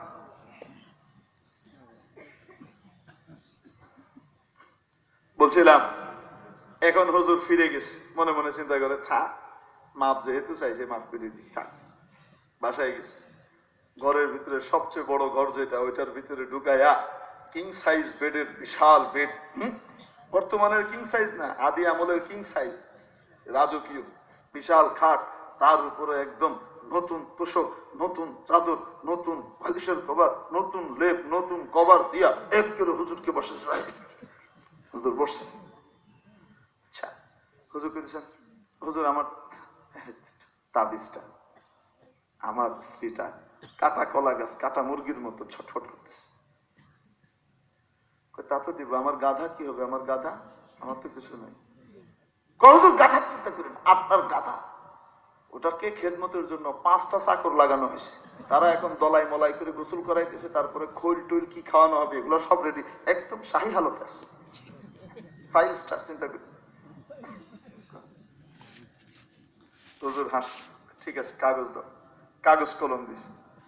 এখন তাবিজ যারা লেখে সত্যিকার এরা তো ভিতরে কোরআনের আয়াত লেখে, ঠিক কি ঠিক না? কারণ কোরআন হলো, আল্লাহ বলেছেন কোরআন সকল রোগের শিফা। আমরা ডাক্তারের কাছে যাই, ডাক্তারের কাছ থেকে ওষুধ খাই, এর অর্থ কি এই যে ওষুধ আর ডাক্তার ভালো করে না আল্লাহ ভালো করে? আল্লাহ ভালো করে। ঠিক তেমনি ভাবে কোরআনের আয়াত, আল্লাহ বলেছেন কোরআন শিফা, এই আয়াত যদি কেউ করতে না পারে ঠিক মতো, এটাকে বেঁধে যদি সাথে রাখে আর মনে মনে নিয়ত করে যে এটা আমাকে ভালো করবে না, ভালো করবে কি? আল্লাহ। আল্লাহ। কিন্তু কোরআনের উসিলায় ভালো করতে পারেন কি পারেন না? পারেন। তাহলে শিরিক হয়ে যায়। কি বলেন? বলেন না কেন? না শিরিক হয়। না যে বেটা কয় শিরিক, আর এই নিয়তের উপরে শিরিক কয় পাগল। বুঝে কি বলি? হ্যাঁ, কেউ যদি এটা নিয়ত করে যে আমি ডাক্তারের কাছে যাইতেছি, ডাক্তারই ভালো করে আর ওষুধই ভালো করে, তাহলে বলেন শিরিক হবে কি হবে না? ওখানেও তো শিরিক হইতে পারে। ঠিক কি ঠিক না? তো নিয়ত দেখতে হবে, তো সে কি নিয়তে করতেছে, তার দিনের ভিতরে কথাটা কি এটা দেখতে হবে। খারাপ ভাবে বলে দিলাম সে মুশরিক হয়ে গেছে, তাবিজ লাগাইছে মুশরিক হয়ে গেছে, পাগলের ফোলা। হ্যাঁ, কোন ব্যক্তি যদি তাবিজ লাগিয়ে মনে করে এই তাবিজই আমাকে বাঁচাবে, কে বাঁচাবে? তাবিজই বাঁচাবে, মুক্তি দিবে, তাহলে তো অবশ্যই শিরিক হবে। ঠিক কি ঠিক না? এরকম কয় হুজুর তাবিজটা, হুজুর কোরআন শরীফের আয়াত বা কিছু লেখার পরিবর্তে একটা যোগ করলেন, নোয়াখালী থেকে রহস্য করছে, বুঝলেন? একটু মানে কৌতুক করলেন। কি লিখছেন? মোরা জাসুদ খরম রানী জাসুদ, মোরা জাসুদ খরম রানী জাসুদ, জানে দেহ কান জায়াদ ইয়া না জায়া। এই প্রসূতি গর্ভবতী মহিলার বাচ্চা খালাস হোক চাই না হোক, আমারও থাকার জায়গা হয়ে গেছে, আমার গাদারও 5 স্টার সিস্টেম হয়েছে। বুঝলেন? লিখছে এটা, বড় কবিও ছিলেন, কবিতার মতো এটা লিখে দিছেন, একটা পংক্তি লিখে দিছেন। কয় দাও, ও বেটা তো আর পড়তে পার না। হুজুর কি করবো? এটাকে নিয়ে তোমার স্ত্রীর বাম রানের ভিতরে লাগিয়ে দাও, বেঁধে দাও। কিছুক্ষণ পরে 5-7 মিনিট পরে ওই হাজী সাহেব দৌড়ে এসে বলতেছে, হুজুর আল্লাহ নিজ কুদরত থেকে, গায়েবের থেকে মনে হয় আপনাকে পাঠাইছে। হুজুর লাগানোর সাথে সাথে কাটা মুরগির মতো আমার স্ত্রীটা ছটফট করতেছিল 1.5 ঘন্টা যাবত। বলতে লাগলো, ও আমার স্বামী কি লাগিয়েছো আমি জানি না, আমার কেমন যেন শান্তি লাগতেছে, ব্যথা বেদনা দূর হয়ে গেছে, মনে হচ্ছে পেটের ভিতর থেকে কে যেন 2টা হাত দিয়ে আমার বাচ্চার মাথা ধরে ঠেলতেছে। অল্প কিছুক্ষণের ভিতরেই বাচ্চা বের হয়ে আসছে। সুবহানাল্লাহ। যদিও সাধারণ লেখা লিখেছে, কিন্তু মনে মনে বলেছে, মাওলা অন্যায় করেছে, মাফ করে দিলাম, সহজ করে দাও। সাধারণ কথার ভিতরেই যে ব্যক্তি কোরআনের উপরে মাথা থেকে পা পর্যন্ত ভিতরে বাইরে রাসূলের সুন্নতের উপর আমল করে, এমন ব্যক্তির মুখেও কিছু বলা লাগে না, লেখাও লাগে না, কোরআনে কারীম পাঠ করেও পড়া লাগে না, তাদের সাধারণ কথার ভিতরেও কোরআনের শেফা এবং আলো বিচ্ছরিত হতে থাকে। ঠিক কি ঠিক না? তাহলে কোরআন দৈহিক রোগের জন্য চিকিৎসা। আরে কি বলবো, বললাম না, কোরআনের উপরে আমল করলে, কোরআনের উপরে পাকা ভাবে আমল করলে, সুন্নত যদি একটাও না ছাড়ে, তার সাধারণ কথার ভিতরে আল্লাহ কোরআনের শিফা দেখাইতে থাকেন। আমার দাদা পীরের পীর কুতবুল আলম কুতুবে রব্বানি ইমামে রব্বানি আবু হানিফা সানি আল্লামা রশিদ আহমদ গঙ্গোহী রাহমাতুল্লাহি আলাইহি দারুল উলুম দেওবন্দ মাদ্রাসার নাম শুনেছেন নাকি? শুনেন নাই? সবচাইতে বড় মাদ্রাসা সারা পৃথিবীর মধ্যে, সবচাইতে বড় হক মাদ্রাসা, সকল মাদ্রাসার মূল। কওমি মাদ্রাসা নামে সারা পৃথিবীতে যত মাদ্রাসা দেখেন, 5 মহাদেশের ভিতরে সমস্ত মাদ্রাসাগুলা দারুল উলুম দেওবন্দের কারিকুলামে কি করে চলে, সত্যিকারের আলেম তৈরির কারখানা। সে দারুল উলুম দেওবন্দের অন্যতম প্রতিষ্ঠাতা ইমাম রশিদ আহমদ গঙ্গোহী রাহমাতুল্লাহি আলাইহি, এক গ্রামের ব্যক্তি ওনার কাছে এসেছে, তার স্ত্রী অসুস্থ। গ্রামের ব্যক্তিরা সাধারণত দেখবেন, সবাই না, কারো কারো এমন হয়, মুখ খারাপ, কারে কি কইতে হবে এটি বুঝে না। মনটা ভালো, মনে আজমত সম্মান সবই আছে, কিন্তু মুখ দিয়ে উল্টা পাল্টা কথা কয়, আছে না নাই? এক ঘটনা মনে পড়ছে, হাকিমুল উম্মত মুজাদ্দিদুল মিল্লাত হযরত শাহ আশরাফ আলী থানভী রাহমাতুল্লাহি আলাইহির দরবারে বড় বড় সরকারি অফিসার বা ধনী মানুষ, বড় বড় আলেমরা কথা কওয়ার সাহস করতো না, চুপ করে থাকতো। এত দাপটি আলেম ছিল, ওনার কাছে এক গ্রামের লোক এরকম বুঝতে মারা এক খরবুজা লই এসে, খরবুজা বুঝেননি, বাঙ্গি বাঙ্গি, বড় বাঙ্গি আছে না, কদমা, এর মতো, মিষ্টি কুমড়াল না, মিষ্টি লাউয়ের মতো দেখি, নিয়ে এসে এত জায়গা খালি পিঠে দিছে। মানে আশরাফ আলী, अबे तेरे लिए ये खरबूजा हदिया लाया, कहाँ रखूं? মৌলবী আশরাফ আলী, তোর লেগে এই যে বড় একটা খরবুজা হাদিয়া আনছি, কই রাখবো? একটা আলেমের সাথে এমনি কথা কয়। ইমাম সাহেব গিয়ে, ও ইমাম তুই ভাত খাইছিস নি? চলা খেলা এমনি কয় কর না, পাগল এমনি যায়। এত জায়গা হে জায়গা দেখে না, হুজুরেরও মেজাজ খারাপ হয়েছে, সারপে রাখ দে, মাথায় রেখে দে, মাথায় ছুঁয়ে দিস। গ্রামের মানুষ এগুলি কারে কি কইতেইব না কইতেইব, কি করুন লাগবো, অনেক সময় বুঝে টুঝে না। শিক্ষিত হইলে আলাদা কথা। এখন বাংলাদেশে এই ধরনের গ্রাম ট্রাম নাই, ঠিক না, সব শহর হয়ে গেছে, ডিজিটাল বাংলা। যাই হোক, তো গ্রামের মানুষ আসছে ইমাম রশিদ আহমদ গঙ্গোই রহমতুল্লাহ আলাইহির কাছে। এই থানবী রহমতুল্লাহ আলাইহিরও তরবিয়তি শেখ হাজী সাহেব রহমতুল্লাহ আলাইহি খেলাফত দিয়ে বলছেন, বাকি সবক পার করবা রশিদ আহমদের কাছে গিয়ে। যেন দর হাকিকত হযরত থানবী রহমতুল্লাহ আলাইহির শেখ, দর হাকিকত পুরা ইসলাম হইছে কার কাছে? হযরত গঙ্গোই রহমতুল্লাহ আলাইহির কাছে। গঙ্গোই রহমতুল্লাহ কাছে গ্রামের লোক এসে কয়, কাবে বলে রশিদ আহমদ মেরি বিবি बीमार पड़े, मैं तबीज लिख दे। ए রশিদ আহমদ, আমার বউ অসুস্থ, তাবিজ লিখে দে। দেখো দিয়েছেন, ভাই मैं ताबीज वाबीज नहीं लिखता, আমি ताबीज नहीं ना। कभी तुम ताबीज क्यों नहीं लिखते? मेरी बीबी बीमार पड़े, हम क्या करें? अब बहू অসুস্থ, ताबीज लिख बिना तो हर की वो कोई जा घर जा करके सूरह फातिहा 7 मरतबा पढ़ के दम कर दे, अच्छी हो जाएगी। घरे गए 7 बार सूरह फातिहा पढ़े फूं दिए दाओ, ভালো হয়ে যাবে। कभी 7 मरतबा क्या, तो तू क्या कहता है? 70 मरतबा पढ़ चुके, कोई काम नहीं हो। ये 7 बार 70 बार पढ़ काम है ना। तब बीज लिख दे, उन्हें दहन खाइसे रे, ये जेमने दूर से 300 सम्मान सब 5 साल করে দিবি। কই ঠিক है, কাগজ আছে, কাগজ এনে এখন লিখছে, কি লিখছে? इलाही मैं जानता नहीं, इलाही मैं जानता नहीं, तेरा बंदा मानता नहीं। या अल्लाह, আমি তো জানি না এই তাবিজ তোমার লেখা, এগুলি আমি শিখিও নাই, পড়িও না, কিন্তু তোমার এই বান্দা তো মানতে রাজি না, আমি কি করব? তো লুৎফ কা করম কা মামলা ফরমা, তুমি দয়ার আর মায়ার আচরণ করো, এই লিখে দিয়েছি। 2 दिन पर ऐसे गए, अबे बोली रशीद अहमद तबीज में क्या लिखा था, मुझे दिखा, मुझे सिखा दे। মনে মনে খাইছে রে, আগে তো ছিল তাবিজ লিখতে, আর মনে খুললে পড়ছে টরছে, এখন তো মনে আইসে পিড়াইছে কাম আছে। তো কেউ क्या जरूरत है?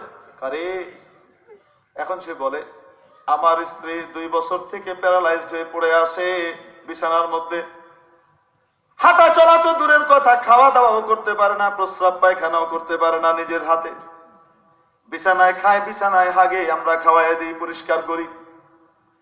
কত ডাক্তার দেখাইলাম, কত কবিরাজ দেখাইলাম, কত গ্যারান্টি যুক্ত ট্রিটমেন্ট আর চিকিৎসা করাইলাম, কোনো কাজ হয় নাই। কত তাবিজ তোমার লাগাইলাম, কাজ হইল না। তুমি এমন কি তাবিজ লিখে দিছো, সেটা নিয়ে লাগাইছি, মাত্র 2 দিনে আমার স্ত্রী উঠে বসে নিজের হাতে চলাফেরা করা শুরু করে দিছে। আমার প্রিয় ভাই, বলছিলাম, যারা কোরআনের উপরে, সুন্নতের উপরে, রাসূলের সুন্নতের উপরে মাথা থেকে পা পর্যন্ত আমল করে, তাদের কোরআনের আয়াত পড়াও লাগে না, সাধারণ কথার ভিতরে, লেখার ভিতরেই কোরআনের আসর হইতে থাকে, ঠিক কি ঠিক না? তো কোরআনে কারীম দৈহিক আর শারীরিক রোগের জন্য চিকিৎসা, ঠিক কি ঠিক না? 2 নম্বর রোগ হলো ঈমানি রোগ। গীবত করতে মন চায়, অন্যের ভালো দেখলে হিংসা লাগে, অন্যের ভালো দেখতে মন চায় না, অন্যের প্রশংসা শুনতে ভালো লাগে না, শুধু নিজেরটাই ভালো দেখতে মন চায়, অন্যের জমি কেড়ে নিতে মন চায়, দুর্বলের মাল আত্মসাৎ করতে মন চায়, বিধবার মাল দিতে মন চায় না, বোনের হক থেকে তাকে বঞ্চিত করতে মন চায়। এই জাতীয় যত কাজ আছে, এই সবগুলো হলো ঈমানি রোগ, ঠিক কি ঠিক না? ঘুষ খাওয়া, সুদ খাওয়া ঈমানি রোগ না? রোগ না? আসতে কোন গেরি? আরে স্বীকার করতে অসুবিধা কি? কাম যাই করার করেন, স্বীকার ঘুষ খাওয়া সুদ খাওয়া ইমানি রোগ কিনা? আরো জোরে, আরো জোরে। বারবার কইলে আল্লাহ তাআলা তৌফিক দিয়ে দিব। বউয়ের ঠেলায় যে ঘুষ মুস মাঝে মধ্যে খানটান এগুলি বন্ধ হয়ে যাবে ইনশাআল্লাহ। বলে না আমিন, আল্লাহ কবুল করে। আরে বড় ফির বউ কমনি, বড় ফির কেডা? বউ। আপনি পীরের কাছে মরে দিয়েছেন, বড় পীর সাহেবের কাছে, সবাই বলে বড় পীর, পীরের কাছে ওয়াদা করে আসছেন ঘুষ খাবেন না, সুদ খাবেন না, নীতি নৈতিকতার উপরে চলবেন। বউ আরেক জায়গায় গেছে, ওর কতগুলা গহনা, ওই ভাবির আমার কিছুই নাই, তুমি আমাকে কিছুই দাও না, তুমি তো ভালোই বাসো না। আমি ভালোবাসবো কি, তুমি বাসো না, এটা কি গহনার ভিতরে? আরে আমি যা কামাই তুমি দেখো, হক হালালের উপরে থাকি, কোনো মতে দিন গুজরান করি। বড় অফিসার, তোমার চেয়ে জুনিয়র অফিসার, তার বউয়ের গায়ে এতই, আমার মান সম্মান থাকে না। আচ্ছা ঠিক আছে, বেচারা কোনো মতে পয়সা করে কিছু জমা টমা ঘুষ মুস কিছু খায়া কি করছে, গহনা টনে কিনে দিছে। এখন ঘুষ আবার বন্ধ করে দিছে। এখন কয়েকদিন পরে এসে কয় আমি তোমার সাথে বিয়েতে যাব না, অপমান লাগে। বলে কি হয়েছে?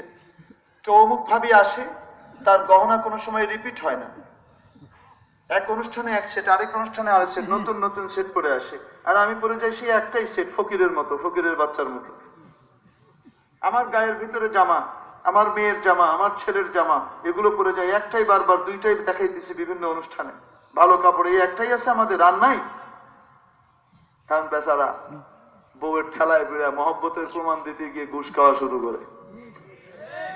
বলেন না কেন? এরকম ঘটনাও ঘটে না? ঘটে না? তাহলে পীরের কাছে গেছিল, তওবা করে আইছে এবং মানতেছিল যে কোনোদিন ঘুষ খাবে না। এখন পীরের উসুল বাদ দিয়া বড় পীর বউয়ের উসুল ধরছে। বড় পীর কেডা হইলো? কন্যা গেলে। এইরকম বউ যারা আছে, যে সমস্ত বউয়ের কারণে স্বামীরা ঘুষ খায় এবং দুর্নীতি করে, মনে রাখবেন কিয়ামতের দিন স্বামীর সাথে সাথে এই সমস্ত বউগুলাকেও আরো আগে জাহান্নামে দেওয়া হবে। ঠিক কি ঠিক না? আর যদি স্ত্রী স্বামীর অধিক আয় দেখে তারপরে বলতে থাকে বেতন পাও এত, এত জিনিস, দামের জিনিস তুমি কই থেকে আনলা, টাকা কই পাইলা? যদি তুমি হক হালালের উপরে না থাকো, তাহলে আমাকে তোমার টাকা দিয়ে বাদ দেওয়ার দরকার নাই। হক হালালের উপরে থাকবা, ন্যায় নীতির উপরে থাকবা। আমি চাই না আমার বাচ্চাগুলার পেটের ভিতরে হারাম আর জাহান্নামের আগুন ঢুকুক। স্ত্রী যদি এই কথা বলে, ঘুষখোর স্বামীও তওবা করতে বাধ্য হবে। ঠিক কি ঠিক না? এজন্য একজন নারী ঠিক তো পুরো পরিবার ঠিক, নারী যদি নষ্ট হয় পুরো পরিবার নষ্ট হয়ে যায়। ঠিক কি ঠিক না? ওই লাইনে যাব না। এজন্য নারীদের দাম আছে না নাই? আছে না নাই? এজন্য নারীদের চরিত্র যেন ঠিক থাকে, নারীদের উপরে যেন অন্য কারো কুদৃষ্টি না পড়তে পারে। ইসলাম এজন্য ব্যভিচার এবং দৃষ্টিগত ব্যভিচার এবং সামাজিক অশান্তি থেকে বাঁচার জন্য ইসলাম স্কিম দিয়ে দিয়েছে। নারীদেরকে ঘরের কাজ দিয়েছে, পুরুষদেরকে ঘর এবং বাহির উভয় জায়গার দায়িত্ব দিয়েছে। ঠিক কি ঠিক না? দায়িত্ব কমাইয়া দিল, আর এদিকে দায়িত্ব কি করলো? পুরুষকে বাড়াইয়া দিল। তাহলে বলেন অধিকার কাকে বেশি দিল? নারীকে বেশি দিল। ফালায় আঙ্গ অধিকার লাগবে। অধিকার কি? রাস্তাঘাটে ফালানি। আল্লাহ হেফাজত করে। বলেন আমিন।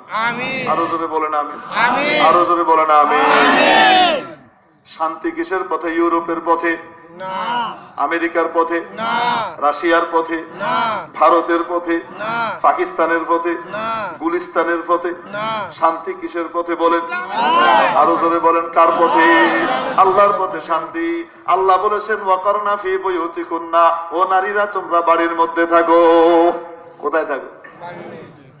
যদি কোনো প্রয়োজনে, নিতান্তই কোনো প্রয়োজনে বাইরে যেতেই হয়, তাহলে পর্দা ছাড়া যেও না, আবৃত হয়ে যেও। ওয়ালা তাবাররাজনা তাবাররুজাল জাহিলিয়াতিল উলা, নিজেকে এক্সপোজ করো না। নিজেকে কি করো না?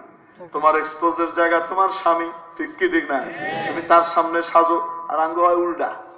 আঙ্গরটা কি জানেননি? রাত্রেবেলা যখন খাপসা বগলে গামের গন্ধ নিয়ে আসে, দাঁড়াম করে হয়ে বসে, হিনে সাজন গুজনের খবর নাই। তারপরে আবার যখন স্বামী তার দিক থেকে চোখ টুক সরাই বলে ইত্যাদিকে খামাখা, আর ওখানে চাকরি করতে যায়, চাকরিতে গিয়ে দেখে আরেক আফা বলে আসসালামু আলাইকুম ভাই, চা খাবি? এত মিষ্টি কথা কইতেছে, গায়ের থেকে মিষ্টি ফুরফুরে ঘ্রাণ আইতেছে, কি পরিষ্কার পরিচ্ছন্ন, এই আপাই তো ভালো, আমার ঘরে একটা ফেত্তরি বসে দিছে। নোয়াখালীতে ফেরত ফেরত, বুঝছেন কি কয়। অথচ রসুল কি বলেন? রসুল শিখাইতেছেন, ও নারী, ও পুরুষ, তুমি যখন বাইরে কোথাও সফরে যাও, বাইরে কোথাও ভ্রমণে যাও, বাড়িতে ফিরার আগে তুমি ঠাস করে বাড়িতে ঢুকে যেও না, একটু দেরি করো, আগে খবর দাও আমি আসতেছি, একটু অপেক্ষা করো, বাইরে অপেক্ষা করো। আগে তো খবর দেওয়া যাইতো না, টেলিফোন ছিল না, এজন্য রসুল বলেছিলেন এসে এলাকায় আগেই বাড়িতে যাও না, আগে মসজিদে যাও, একটু নামাজ কালাম পড়ো, একটু অপেক্ষা করো, বাড়িতে খবর পাঠায় দাও আমি আসছি। এখন এটা লাগবে না, দূর থেকে ফোন করে দিলেও হয় যে আমি আসতেছি, ঠিক ওই টাইমে পৌঁছাবো। কেন? আল্লাহ রসুল বলেন ফালতাস্তাহিদ্দাল মারআ, যেন তার যেগুলা কাটার, যেগুলা ধোয়ার, একটু পরিষ্কার পরিচ্ছন্ন হয়ে একটু কমনীয় হিসেবে নিজেকে পেশ করার যে সময়টুকু দরকার, ওইটা যেন সে পায়। ইসলাম কি বলে দেখে। ওখানে সাজার কথা ওইখানে না সেজে বাইরে যাওয়ার আগে, যখন নাকি বাইরে যাবে বিয়ের অনুষ্ঠানে, তখন ঠোঁট ফালিশ, গাল ফালিশ, নেল ফালিশ, এই ফালিশ আর এই ফালিশ, ডলা মাজা, ঘষা মাজা, তারপরে কি মেনিকিউ, ফেডিকিউ, ফেডিকোট, কি কি আছে না, আমি বুঝতেতাম না, আপনারা বুঝেন, ফেসিয়াল, আর কি আছে কোন না, এগুলি ডলাই মলাই করতে থাকে। কেন? সবের সামনে যাবো, ভাইরা কি বলবি, অন্য ভাবিতে একটু ব্যবসা পেরেছে না,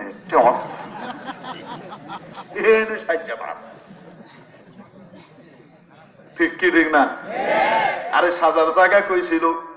ঠিক তেমনি ভাবে ও পুরুষ, তোমারও দায়িত্ব, তুমি তোমার স্ত্রীর কাছে নিজেকে মোহনীয় কমনীয় করে তুলবে, নিজের পৌরুষ তোমার স্ত্রীর সামনে প্রকাশ করবে।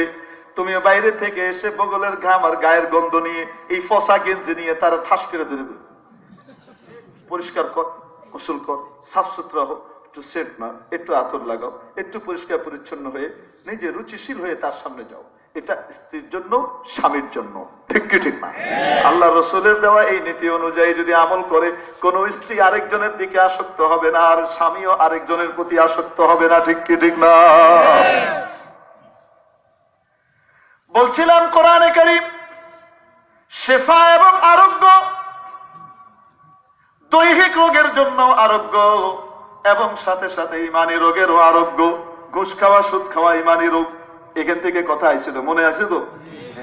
আর বউরা বড় পীর, এটা কইছি। বাড়ির মহিলারা কি বড় পীর।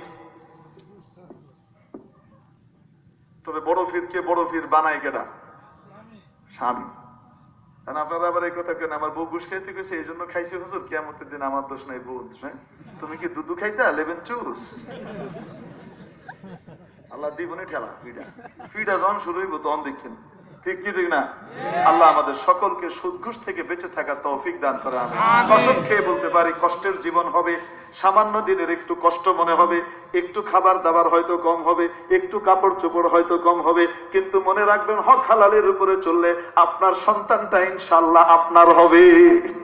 যখন আপনি বুড়া হবেন, এই বাচ্চা আপনাকে বৃদ্ধ নিবাসে পাঠায় দিবে না, গ্রামের বাড়িতে পাঠায় দিবে না, এই সন্তান বলবে আমার আব্বা আম্মাকে আমি কাছছাড়া করবো না, ঠিক কি ঠিক না? নাইলে সন্তানটা যখন হারামের দ্বারা প্রতিপালিত হবে, হারামের দ্বারা প্রতিপালিত সন্তান, মান্দার গাছ থেকে আমের আশা করা যায় না। একটু কষ্ট কিন্তু চিরকালের আরাম আর শান্তি, ঠিক কি ঠিক না? সবচেয়ে বড় হলো নিজের মনের কাছে নিজে শান্তি পাবো যে আমি দুর্নীতি করি নাই, আমার কিছু থাক আর না থাক, বলেন না কেন? এর চেয়ে বড় শান্তি নাই। আবু জাহাল, আবু লাহাব, উতবা, সাইবা, উমাইয়া ইবনে খালফ, উমাইয়া ইবনে খালফ, কাফেরদের বড় বড় সর্দাররা কাবার চত্বরের সামনে বসে আছে। এই পোলাবে, এই কই যায়, এই দি বসো, কই যাও তুমি, শয়তান দোষ। আরে ওই পিচ্ছি যাক, তোমার ওই যে এগুলোকে 5 কলি ভিতরে ঢুকো, ঢুকো ভিতরে, শয়তান দোষ।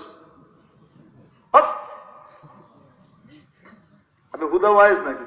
মুদাররিস মানুষ, আমি শিক্ষক, এই ওয়াজ করে খাওয়া আমার কাম না, বুঝেন না? আপনারা কি করি বুঝেন না? আমি 4 মাস ওয়াজ করে তারপর সারা বছর খামু, এটা আমার খাওয়ানোর দান্দা, এটা না, বুঝলে? আমি আসল কাজ করি, আমি শিক্ষক মানুষ। আলহামদুলিল্লাহ আমার ছাত্ররা এখন বড় বড় মুহাদ্দিস মুফাসসির হয়ে বড় বড় জায়গার প্রিন্সিপাল হয়ে গেছে। আল্লাহর রহমত, আল্লাহর শুকর।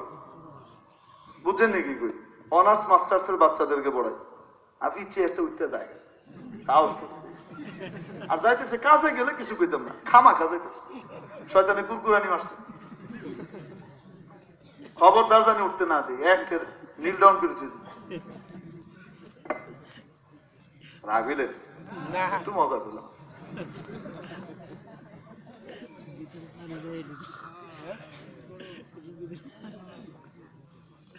বড় ভাগ্যবান এই 3 বাচ্চা, এই 3 বাচ্চার উসিলায় আরো 10 বাচ্চার হেদায়েত হয়ে গেছে। ঠিক কি ঠিক না?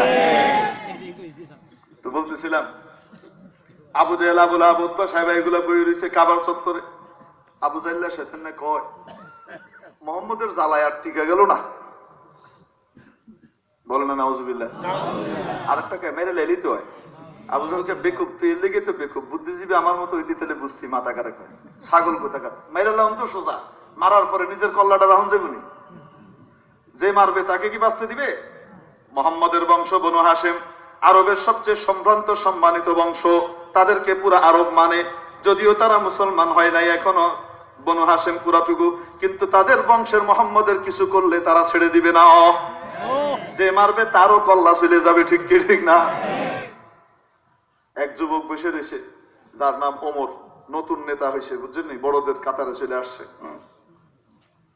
আপনাদেরকে দিয়ে কিছু হবে না, কোন কথা হলো? এত চিন্তা করলে কি দেশ সোজা করা যায়? দেশকে সাম্প্রদায়িকতা মুক্ত করতে হলে, মৌলবাদ মুক্ত করতে হলে সাহস দেখানো লাগে। তো কি করা? আমি যাচ্ছি কল্লা নিয়ে আসবো। আবু জাহেল মনে মনে কয় আমার গদিটা টিকা গেল, আলহামদুলিল্লাহ। বুঝছেন? এখন পাম মারে, তোমার মতো বাহাদুর আরবে আজ পর্যন্ত তৈরি হয় নাই, আরবের কোন মায়ের পেটে আজ পর্যন্ত তোমার মতো পায়দার বাচ্চা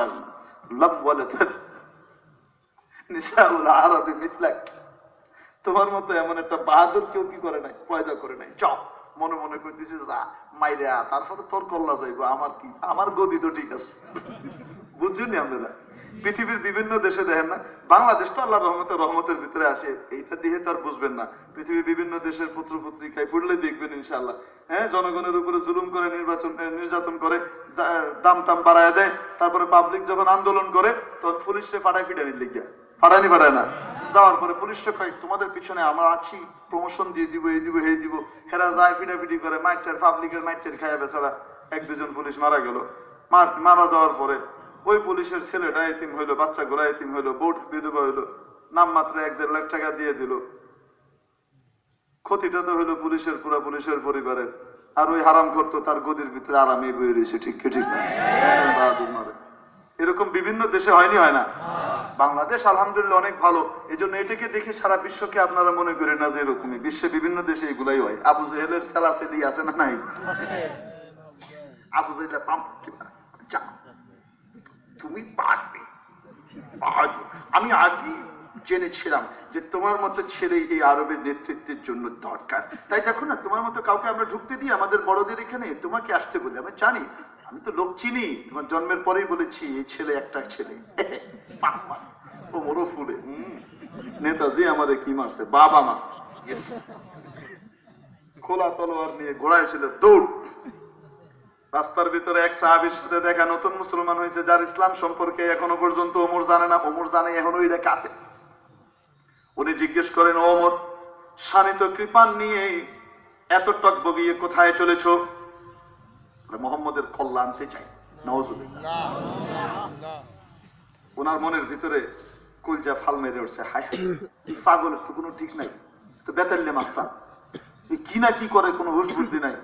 এমনি ভালোর ভালো, কিন্তু দুষ্ট লোকের জম কোন সময় কি করে ভালো লোকের জম হয়ে যায়। রসুলের পাশে এখন কেউ আছে কি নাই জানা নাই।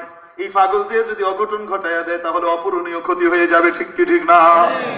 একটু সময় পাওয়া দরকার, রসুলকে সময় দেওয়া দরকার, সিস্টেম করা দরকার যেন আশপাশে ওমর যেতে না পারে। এখন কি করছে, কল ডাইভার্টের মতো এর রাগটাকে ডাইভার্ট করে দিছে। ও মোহাম্মদের কথা আনতে যাও, হায় রে ওমর, তোমার জন্য মায়া লাগে। কি? হ্যাঁ, তোমার জন্য মায়া লাগে, করুণা বোধ করি, করুণা। ব্যাপার কি, তুই এরকম কথা বলতেছো কেন? তুমি এই জন্য বলতেছি, তুমি মোহাম্মদের কল্লা আনতে যাও আরেক বংশের লোক মারতে, তোমার নিজের ঘরের খবর আছে? ও কি? তোমার ঘর, তোমার বোন, প্রাণ প্রিয় বোন আর বোন জামাই দুইজন মুসলমান হয়ে গেছে। সুবহানাল্লাহ। এখন এই লোক তো জানে যদি ওমর ওখানে যায় বোনরে তো আর মারতে পারবে না, বুঝেননি? একটু কিছু করবো আর ঘুরাই দিই। অমর বলে, কথাবার্তা শুনে মনে হইতেছে বাপ ভঙ্গি দিয়ে তুইও বদ্দিন হয়ে গেছিস, তোরাও সাইজ করুন, তবে আগে বোন বোন জামাইরে লাইন করে আই। ঠিক আছে, তবে মনে রাখিস মোহাম্মদকে বাঁচাতে পারবি না। হ্যাঁ, ওমর দায়িত্ব নিয়েছে। সাহাবী মনে মনে করে তোমার মতো কত ওমর দেখলাম আল্লাহর ক্ষমতার সামনে, ঠিক কি ঠিক না? এখন গেছে, যখন ঘরের ভিতরে যায় হযরত ওমরের বোন এবং বোন জামাই হযরত খাব্বাব রাদিয়াল্লাহু তাআলা আনহুর কাছে পবিত্র কোরআনের শিক্ষা নিচ্ছেন। কোরআনের আওয়াজ চলে, ওমরের আসার আওয়াজে বোন বোন জামাই সাথে সাথে কোরআন বন্ধ করে ওস্তাদজিকে এক জায়গায় লুকাইয়া ফেললো। বললো, ওস্তাদজি দরজার পিছনে লুকানি, পাগল, কোনো ঠিক ঠিকানা নাই। আর কোরআনটাকে বন্ধ করে উপরে এক জায়গায় লুকিয়ে ফেললেন, কারণ ওমর তো কোরআনের মর্যাদা বুঝে না বুঝে না। এই পাগল এসে কোরআনের অবমাননা করবে। যার কাছে যার মর্যাদা নাই তার সামনে সেই জিনিস রাখতে নাই, ঠিক কি ঠিক না? ওমর ঢুকে বলে, তোরা মনে হয় কি জানি একটা পড়তেছিলি, বিতাং বাতাং মার্কা, কি পড়তেছিলে? কই কি পড়তেছিলাম? আমাকে লুকায় লাভ নাই, আমি সব জানি। তুমি কি মনে করো আমার গোয়েন্দা নাই? তোমাদের নারী নক্ষত্র জানি। বোন মনে মনে করে, তুমি কেমন নারী নক্ষত্র জানো? মুসলমান হয়েছি কবে আর আজকে আইসো?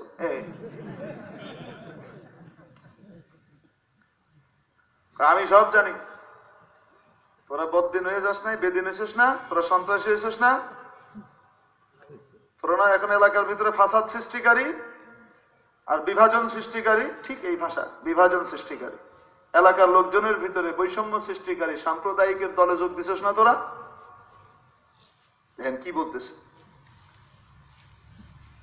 ওমরের বোন চিন্তা করলেন, লুকায় রেহে আর লাভ নেই। বলে, হ্যাঁ ওমর, তুমি যদি আলোর পথে আসা, অন্ধকারের পথ ছেড়ে এটাকে যদি তুমি বেদিনের পথে আসা বলো, জুলুম নির্যাতনের পথ পরিহার করে ন্যায় ইনসাফের পথে ঢুকে যাওয়া, এটাকে যদি তুমি বেদিনী বলো, যদি মূর্তি পূজা আর এই পাথর পূজা, কাষ্ঠ পূজা, পাথর পূজা ইত্যাদি মূর্তিগুলাকে বাদ দিয়ে আল্লাহর পথে আসা, এটাকে যদি তুমি বেদিনী বলো, অন্ধকার ছেড়ে আলোতে আসাকে যদি বেদিনী বলো, তাহলে আমরা এরকম বদ্দিন হয়ে গেছি, মুসলমান হয়েছি। আমার কিছু বলার আছে? ওমরের মেজাজ খারাপ, আমার বোনটাকে এই শয়তান নষ্ট করছে। জামাইয়ের উপরে তরবারের উল্টা দিক দিয়ে পিটাইতে পিটাইতে পিটাইতে পিটাইতে বোন জামাইকে শোয়া দিস। স্বামীকে বাঁচানোর জন্য, সেভ করার জন্য বোন ঝাঁপিয়ে পড়েছে। বোনের উপরেও কিছু মার পড়লো, একটা থাপ্পড় এমন ভাবে গালে পড়লো, ফিনকি দিয়ে গাল থেকে রক্ত বেরিয়ে গেল। রক্ত দেখার সাথে সাথে ওমরের বোনের মধ্যেও রাগ এবং গোস্সা মাথা চাড়া দিয়ে উঠল। উনিও আহত বাঘিনীর মতো উঠে দাঁড়িয়ে বলতেছেন, ওমর, তোমার শরীরে যদি খাত্তাবের রক্ত থেকে থাকে, আমার শরীরেও খাত্তাবের রক্ত দৌড়াচ্ছে। তুমি যদি বাতিল আর বিভ্রান্তির পথের মধ্যে গোয়ার তুমি করতে পারো, তাহলে মনে রেখো আমি হক এবং আলোর পথ থেকে কোনোভাবে গোয়ার তুমি নয়, এবং দৃঢ়তার ভিতরে তুমি কোনো সময় কমতি পাবে না। ওমর, তুমি মারতে পারো, মারতে মারতে আমাদের কাছ থেকে জান নিয়ে নিতে পারো, প্রাণ নিয়ে নিতে পারো, কিন্তু কোরআন আর ঈমান তুমি নিতে পারবে না। বোনের এরকম টাইট কথা শুনে ওমরের সংবিত ফিরে আসছে, খাইছি। তাকায় দেখে গাল দিয়ে রক্ত পড়ে, ওমরের দিলটা ব্যথায় ভরে গেল। আহারে, এই বোন আমাকে যখন মানুষ পিটাইতে আইতো মাস্তানি করার কারণে, এই বোন আমাকে শেল্টার দিত, কাউকে ঢুকতে দিত না, নিজের শরীর বাড়ায় দিত।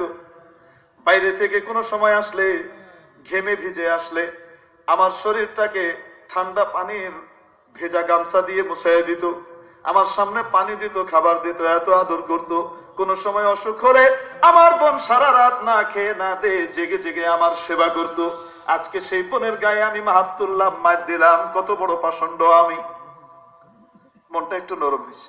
নরম হওয়ার পরে বলে, আচ্ছা তোমরা কি পড়তেছিলে একটু দেখাও। বোন বলে, ওটা তোমাকে দেখানো যাবে না। কেন? তুমি অপবিত্র, নাপাক।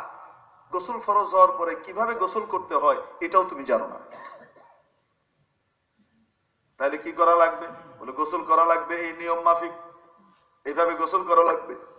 ওমর যে গোসল করে আসলেন, মাথার থেকে টপ টপ করে পানি পড়ে, এবার দাও বোন। এবার ওই কোরআনের অংশটা সামনে পেশ করে দিলেন, ওখানে লেখা ছিল সূরা তাহা, বিসমিল্লাহির রহমানির রহিম।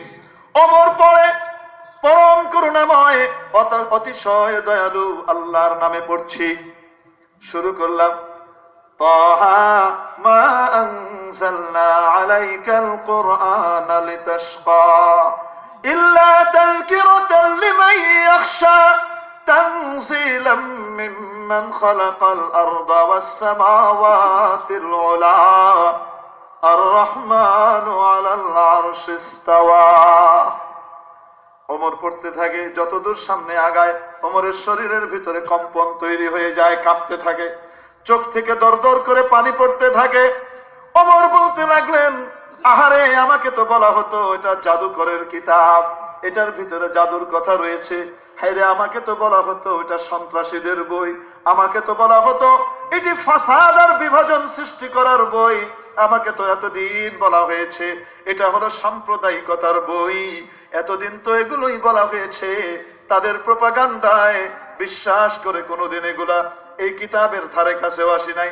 হায়রে এত মধুর কথা, এত প্রেম এবং ভালোবাসা মাখা কথা, এত আনন্দের এত স্বাদের কথা, এত উচ্চাঙ্গের উচ্চ মার্গের বাণী, আরে কোন মানুষের তো দূরের কথা, মোহাম্মদ তো দূরের কথা, সমস্ত মানুষ মিলেও এটা তৈরি করতে পারে না।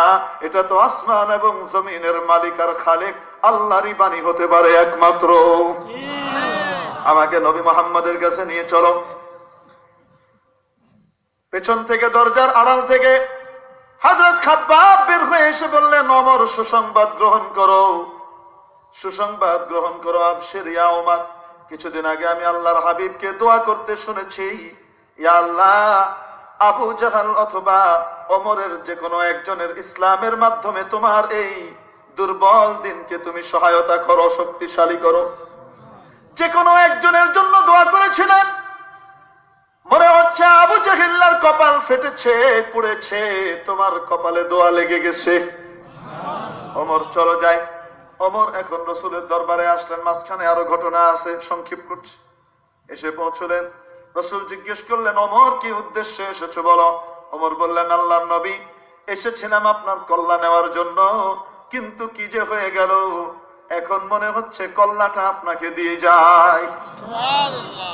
তরবারিটা বের করলেন, কোষমুক্ত করে আল্লাহর হাবিবের পায়ের সামনে রেখে দিয়ে বলেন, আল্লাহর হাবিব আমার সমস্ত শৌর্য বীর্য আর শক্তি আপনার পদতলে লুটিয়ে দিলাম, আমাকেও সেই শান্তির পথে দীক্ষিত করুন, সেই পথে প্রবেশ করার তৌফিক দিয়ে দিন, সেই পথে প্রবিষ্ট করে দিন, আমাকেও এই শান্তির বাণী পড়িয়ে দিন। আল্লাহর হাবিবের সাথে সাথে তাৎক্ষণিক ভাবে ওমর পড়ে নিলেন, লা ইলাহা ইল্লাল্লাহু মুহাম্মাদুর রাসূলুল্লাহ।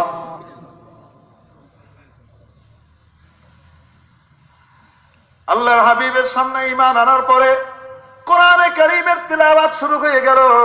কোরআনে কারীম পাঠ করেন, কোরআনের সাথে সম্পর্ক হয়ে গেল। যতদিন কোরআনের সাথে সম্পর্ক বাড়তে লাগলো, কোরআনওয়ালাদের সাথে ওমরের উঠা বসা শুরু হয়ে গেল। এখন অন্তরের মধ্যে বৈপ্লবিক পরিবর্তন সাধিত হলো। সুবহানাল্লাহ। কি পরিমাণ পরিবর্তন এসেছে বলবো, যে ওমরের সামনে কেউ সত্য কথা বলারও হিম্মত করতো না। ওমরের জুলুমের ব্যাপারে কেউ কিছু বললে থাপ্পড় মেরে গাল ফাটাইয়া দিত, ঠিক কি ঠিক না? সেই ওমর যখন খলিফাতুল মুসলিমিন, আমিরুল মুমিনিন, পুরো অর্ধ জাহানের মুসলিম জাহানের বাদশা, একচ্ছত্র অধিপতি, তৎকালীন সুপার পাওয়ার রোম এবং পারস্য, যেমন বর্তমানে আমেরিকা আর রাশিয়া, এরকম সুপার পাওয়ার যারা ছিল, এই সময় এর নেতৃবর্গ এই ওমরের নাম শুনলে থরথর করে কাঁপতো। সুবহানাল্লাহ। এত বড় পাওয়ারফুল ওমর মসজিদে নববীতে খুতবা দেওয়ার জন্য দাঁড়িয়েছেন, গায়ে নিচে লুঙ্গির জায়গায় পরা একটা চাদর, উপরে পাঞ্জাবির পরিবর্তে গায়ে জড়ানো একটা চাদর। বুঝতে পারছেন কি বলছি? সাধারণ এক মুসলমান দাঁড়িয়েছে, দাঁড়িয়ে বলে, ওমর খুতবা পরে দিবেন, আগে আমার প্রশ্নের উত্তর দেন। হযরত ওমর বল, আশ্চর্য কারবার, জুমার জন্য দাঁড়িয়েছি, খুতবা শেষ হোক, তোমার প্রশ্ন দিব উত্তর। বলে না, আগে উত্তর দেন তারপরে খুতবা। আচ্ছা ঠিক আছে, করো, তোমার প্রশ্ন করো। বলে হুজুর, আমিরুল মুমিনিন একটা কথা বলেন দেখি আমাকে। যুদ্ধলব্ধ সম্পদের দ্বারা এই চাদর গুলো পাওয়া গেছে, প্রত্যেক মুসলমানের ভাগে একটা একটা করে চাদর পড়েছে, আপনার গায়ে দুইটা চাদর কেন? কল্পনা করে, আমাদের যুগে পৃথিবীর যে কোনো দেশের ব্যাপারে চ্যালেঞ্জ করে বলি, কোন নেতা নেত্রীকে যদি সবার সামনে এইভাবে কেউ ইনসাল্ট করে আর জিজ্ঞেস করে, তার জেলে যাওয়া কেউ ঠেকাইতে পারবে? কমপক্ষে ওইখানেই তার চারা চামুন্ডরা পিটাইয়া সোজা করে দিবে, ঠিক কি ঠিক না? হযরত ওমর কিছুই বললেন না, রাগ করলেন না, বললেন তোমার এই উত্তর, প্রশ্নের উত্তর আমার ছেলে আব্দুল্লাহ দিবে, আব্দুল্লাহকে জিজ্ঞেস করো। উনি বলেন, প্রশ্ন তোমার কাছে, গায়ে চাদর দুইটা তোমার ছেলে কেন উত্তর দিবে? অপরাধ একজনের, আর সেটার দায়ভার গ্রহণ করবে আরেকজন। ইসলাম তা বলে না, উত্তর দাও। হযরত ওমর রাগ করলেন না, বললেন আব্দুল্লাহকে বলতে দাও না, দেখো না দেখি কি বলে। আব্দুল্লাহ দাঁড়িয়ে গেছেন, বলতেছেন, আমার আব্বা আমিরুল মুমিনিন, পুরো মুসলিম জাহানের বাদশাহ, কিন্তু ওনার জামা মাত্র একটা, ময়লা হয়ে গেলে ওটাকে ধুয়ে শুকিয়ে আবার পরে। তোমরাও জানো কয়েকটা তালি ওনার জামার মধ্যে আছে, ছিঁড়ে গেছে, ওখানে তালি লাগানো আছে।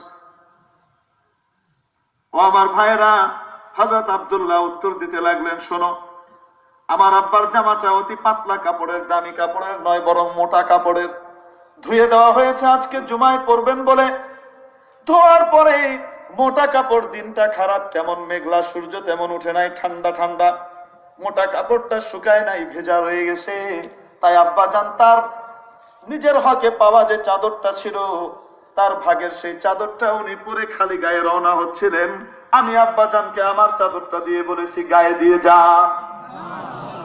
আমার প্রিয় ভাই, কল্পনা করে দেখেন, অন্যের মাল আত্মসাৎকারী, জবরদখলকারী, জুলুম নির্যাতনকারী ওমর যখন নাকি কোরআনের সংস্পর্শে এসেছে, কোরআন এমন ক্রিয়া করলো, সুবহানাল্লাহ, এমন ক্রিয়া করলো, এমন ইনসাফের নজির, এমন সুশাসন এবং সুবিচার ওমর প্রতিষ্ঠা করলেন, কিয়ামত পর্যন্ত এরকম নজির কেউ দেখাতে পারবে না, ঠিক কি ঠিক না? কিসের বদৌলতে? কোরআনের শেফা, ঠিক কি ঠিক না? অন্তর জগতের পরিবর্তন করে দিয়েছে।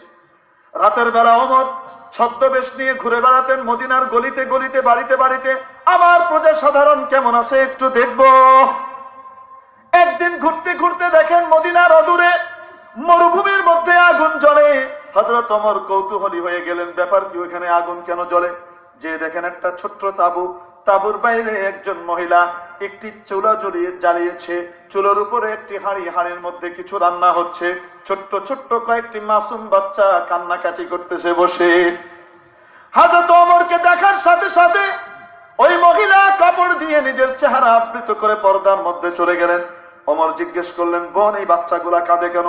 মহিলা খেপে গেলেন, নিজের চরকায় তেল দাও, যাও, আমাদের উপরে মরলিপনা করা লাগবে না, চিনে না ওমরকে। হযরত ওমর বললেন, মা, এই ছোট্ট ছোট্ট মাসুম বাচ্চা কত নিষ্পাপ শিশু, এদেরকে দেখলে মন গলে যায়। একজন মুসলমান আরেকজনের চোখে পানি দেখলে কোনো সময় শান্ত থাকতে পারে না, ঠিক কি ঠিক না? আমিও একজন আল্লাহর সাধারণ বান্দা, বলো না দেখি আমি তোমার খেদমতে কিছু করতে পারি কিনা, একটু চেষ্টা করব, আমার কৌতূহলটা নিবারণ করো।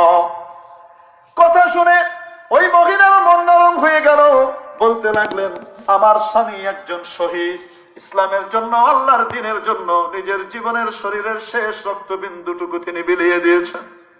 একমাত্র কর্মক্ষম ব্যক্তি ছিলেন, তার উপার্জন দিয়ে এই বাচ্চাগুলো খেত, আমিও খেতাম। যাওয়ার পরে এখন খাওয়া দাওয়ার কিছু নাই, আমিও না খেয়ে আসি, আমার বাচ্চাগুলাও না খেয়ে আসে। পর্দা ছেড়ে দিয়ে মানুষের সামনে হাত পেতে বেড়াবো, ইসলাম থাকতে এটা তো কোনোদিন করতে পারি না, অতএব না খেয়ে আসি। হযরত ওমর জিজ্ঞেস করলেন, হাড়ির ভিতরে খাবার তৈরি হচ্ছে, কেন কান্নাকাটি করো? বলে, বোকা কোথাকার, ওরে ভাই, হাড়ির ভিতরে খাবার নাই, বাচ্চাগুলাকে একটু বুঝ দিয়ে তাদেরকে কোনো মতে ঘুম পাড়ানো আমার উদ্দেশ্য। ভেতরে পাথর আর পানি জাল হচ্ছে, বাচ্চাদেরকে বোঝাচ্ছি খাবার তৈরি হচ্ছে, একটু ঘুমিয়ে যাও। উদ্দেশ্য হলো বাচ্চাগুলা যদি ঘুমিয়ে যায়, খাবার হচ্ছে, উঠে খাওয়ানো হবে। এই সান্ত্বনা পেয়ে ক্ষুধার জ্বালায় সারাটা রাত তাদেরকে কষ্ট পাওয়া লাগবে না। ওমর কিছু না বলে সাথে সাথে ফিরে আসলেন। বাইতুল মাল থেকে বিরাট এক বস্তা নিলেন, 2-3 মনের বস্তা। সেই বস্তার ভিতরে কিছু আটা আর ময়দা ভরলেন, মাখন ভরলেন, তেল ভরলেন, ঘি ভরলেন, পনির ভরলেন, খেজুর আর কিশমিশ ইত্যাদি ভরলেন। খাবার দাবার ভরে কিছু হান্ডি পাতিল এবং সাথে কিছু বর্তন টর্তন প্লেট সাথে করে নিয়ে কাঁধে করে রওনা হয়েছেন। দরজা খোলা বন্ধ করার আওয়াজ শুনে ওনার যে চাকর আর গোলাম ছিল সে উঠে গেছে। ঘুম থেকে উঠে দেখে খলিফা বিরাট বস্তা, ভারী বস্তা কাঁধে নিয়ে নুয়ে গেছেন। বস্তার ভারের কারণে কুঁজো হয়ে হেঁটে যাচ্ছেন। গোলাম এসে বলে, আমিরুল মুমিনিন, আমরা কি জাহান্নামে যাব নাকি? আপনার ঘাড়ে এত বড় বস্তা, তাহলে আল্লাহ আমাদেরকে কিভাবে ক্ষমা করবেন? আমার তো কাজ এগুলা নেওয়া, আমার হাতে দেন। আমিরুল মুমিনিন ওমর ইবনুল খাত্তাব বলতে থাকেন, ও আমার ভাই, কিয়ামতের দিন ওমরের গুনার বোঝা তো তুমি বহন করবে না, আমাকে আমার বোঝা বহন করতে দাও। কেন খলিফা গোলাম দায়িত্ব নিয়ে কেন পালন করতে পারলাম না? এরকম অপদার্থকে কিছু বোঝা বইতে দাও, আল্লাহ যদি কিয়ামতের দিন এই উসিলায় আমার কিছু গোজা হালকা করে দেয়। ওমর কাঁধে করে নিয়ে ওখানে গেলেন, নিজের হাতে যে নিজ হাতে খাবার তৈরি করলেন। খাবার তৈরি করে বাচ্চাদের সামনে দিলেন, বাচ্চাগুলো খেতে লাগলো। একটু খাবার বেড়ে কিছু খাবার বেড়ে প্লেটে করে তাঁবুর ভিতরে ওই মহিলার কাছেও পাঠিয়ে দিলেন, মহিলাও খেলো। খাওয়ার পরে এখন বাচ্চাগুলা খেলাধুলা করে আনন্দে মেতে উঠলো। তারা খেলাধুলা শুরু করে দিল। তাদের আনন্দ দেখে হযরত ওমরের চোখ দিয়ে টপ টপ করে পানি পড়ে।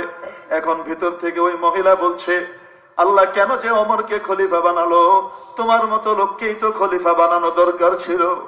হযরত ওমরের চোখের পানি দেখে জিজ্ঞেস করে, কাঁদেন কেন? ওই মহিলাও পর্দার ভিতরে। ওমর বলছেন, কেন কাঁদবো না বলো বোন? আরে এতক্ষণ এদের চোখে বেদনার অশ্রু দেখেছি, এখন তাদের আনন্দ দেখে আমার চোখ দিয়ে যে পানি বের হচ্ছে এটা আনন্দের অশ্রু। আমাকে একটু দেখতে দাও। ওই মহিলা বলতে লাগলেন, কিয়ামতের দিন আল্লাহর দরবারে আমার স্বামীকে সাথে করে নিয়ে, শহীদকে সাথে করে নিয়ে আল্লাহর দরবারে এই মাসুম বাচ্চাগুলা এবং আমার সাথে ওমরের সাথে মোকাবেলা হবে। সে কেন আমাদের খবর নিল না? ওমর বলেন, বোন ওমর তোমাদের সকলের অবস্থা কিভাবে জানবেন? মহিলা বলতে লাগলেন, বাহ, সে আমাদের নেতা হয়েছে, আমাদের খলিফা হয়েছে, আমরা কি অবস্থায় আছি সে জানবে না, তাহলে তাকে নেতা হতে কে বলেছে, কেন দায়িত্ব নিল? হযরত ওমর কোনো উত্তর দিলেন না। বলতে লাগলেন, বোন আগামীকাল তুমি খলিফার দরবারে যেও। খলিফা ওমরের সাথে আমার সবচেয়ে বেশি হৃদয়ের সম্পর্ক, আমার চেয়ে ভালো কাউকে সে জানে না। ওমরের দরবারে যেও, আমি তোমার জন্য রাষ্ট্রীয় ভাতার ব্যবস্থা করে দিব। ওমর সেখান থেকে তোমার জন্য রাষ্ট্রীয় ভাতার ব্যবস্থা করে দিবে। কোনোদিন দুঃখ এবং ক্ষুধা কাকে বলে কল্পনা করা লাগবে না। পরের দিন যখন দারুল খেলাফতের মধ্যে, যেখানে আমিরুল মুমিনিন বসে রাজকার্য পরিচালনা করেন, মসজিদে নববীর সেই ছাপড়ার সামনে গিয়েছে, যে দেখে কিছু লোক বসা, বিচার আচার হচ্ছে, ফয়সালা হচ্ছে। ওই লোকটাকেও দেখতে পেলেন, যে লোকটা রাতের বেলায় নিজ হাতে বস্তা ভরে এনে খাবার তৈরি করে খাইয়েছেন, বাকি বস্তাগুলা দিয়ে গিয়েছেন খাবার দাবার। মনে মনে চিন্তা করলেন, যাক কাজে লাগবে। মুহূর্তের ভিতরে দেখেন একজন ওই লোকটাকে লক্ষ্য করে বলে, ইয়া আমিরুল মুমিনিন। শোনার সাথে সাথে এই মহিলার গায়ের লোম দাঁড়িয়ে গেল। আহারে, ইনি সেই মহান আমিরুল মুমিনিন ওমর, যাকে সামনে দাঁড়িয়ে ওমরের নামে কত গালমন্দ করলাম। হায়রে, এমন সোনার মানুষ দুনিয়াতে তো পাওয়া সম্ভব না, কার সাথে আমি বেয়াদবি করলাম।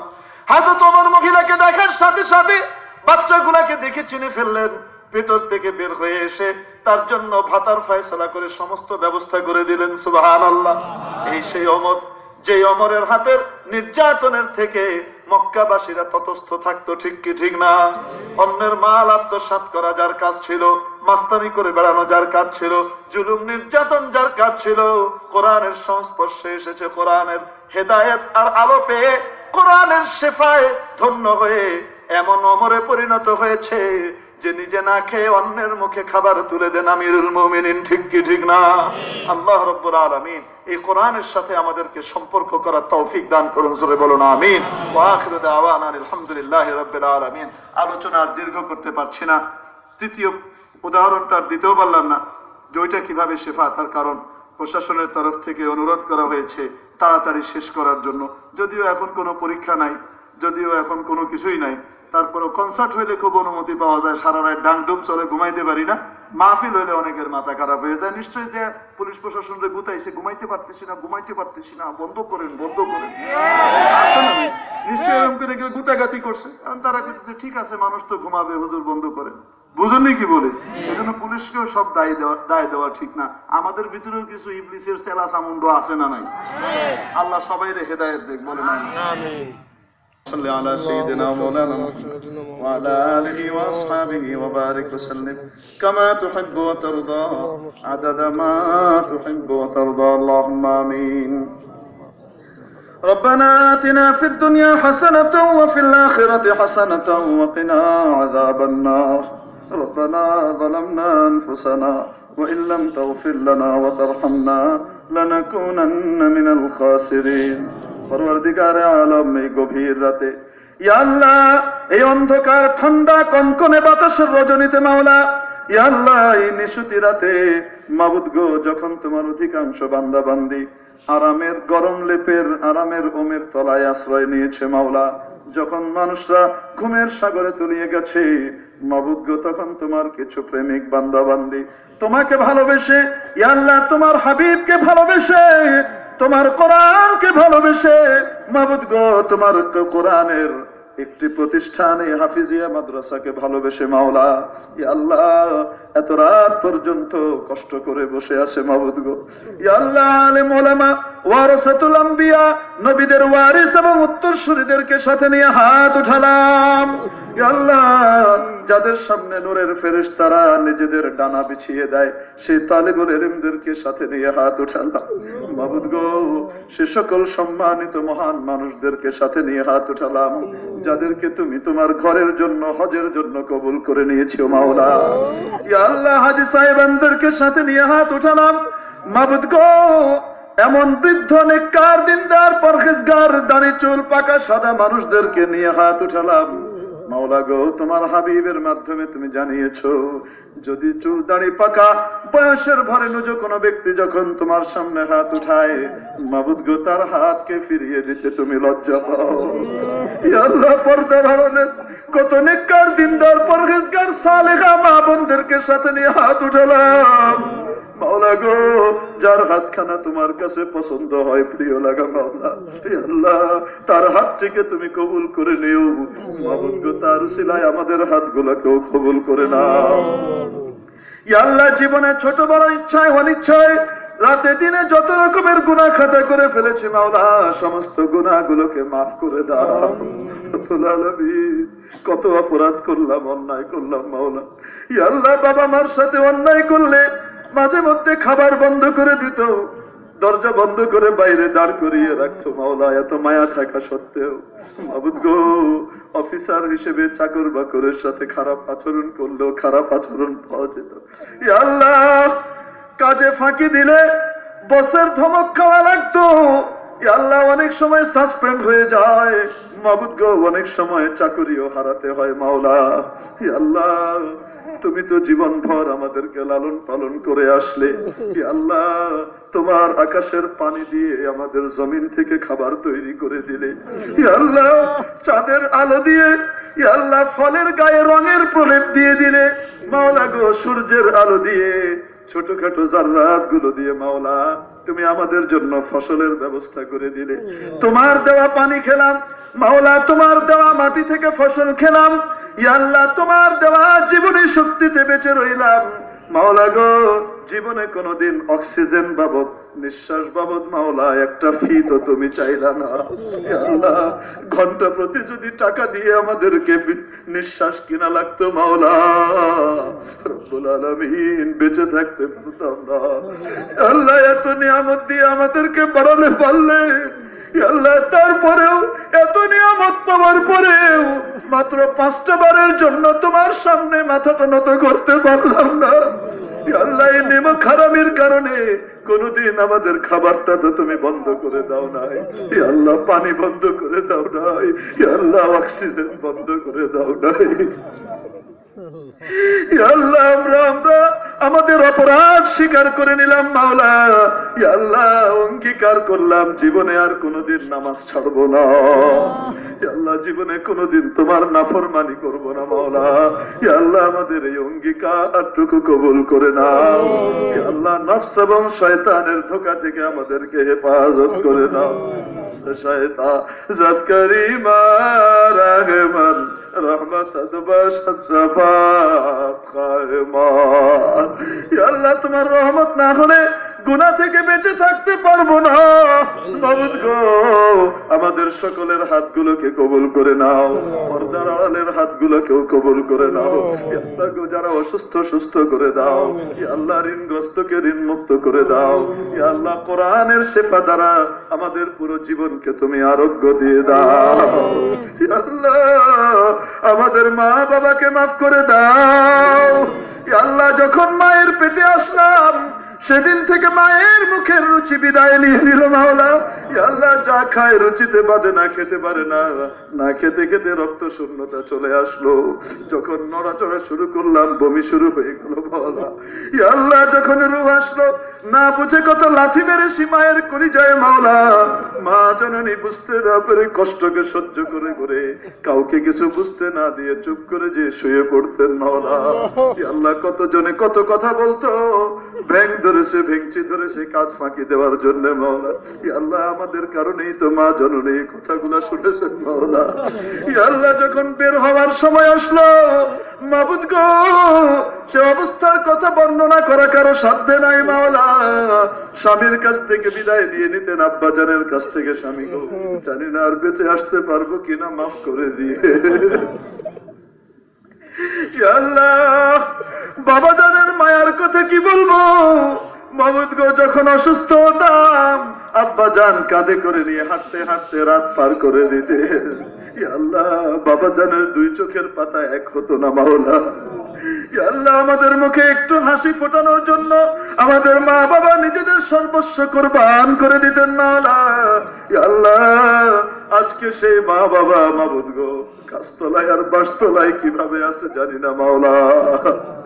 ইয়া আল্লাহ, যদি কোনো আযাবের ফয়সালা হয়ে থাকে মাবুদ গো, আজকের এই মাহফিলে এই নেক বান্দাদেরকে সাথে নিয়ে হাত উঠিয়ে তোমার কাছে আরজি জানাই মাওলা।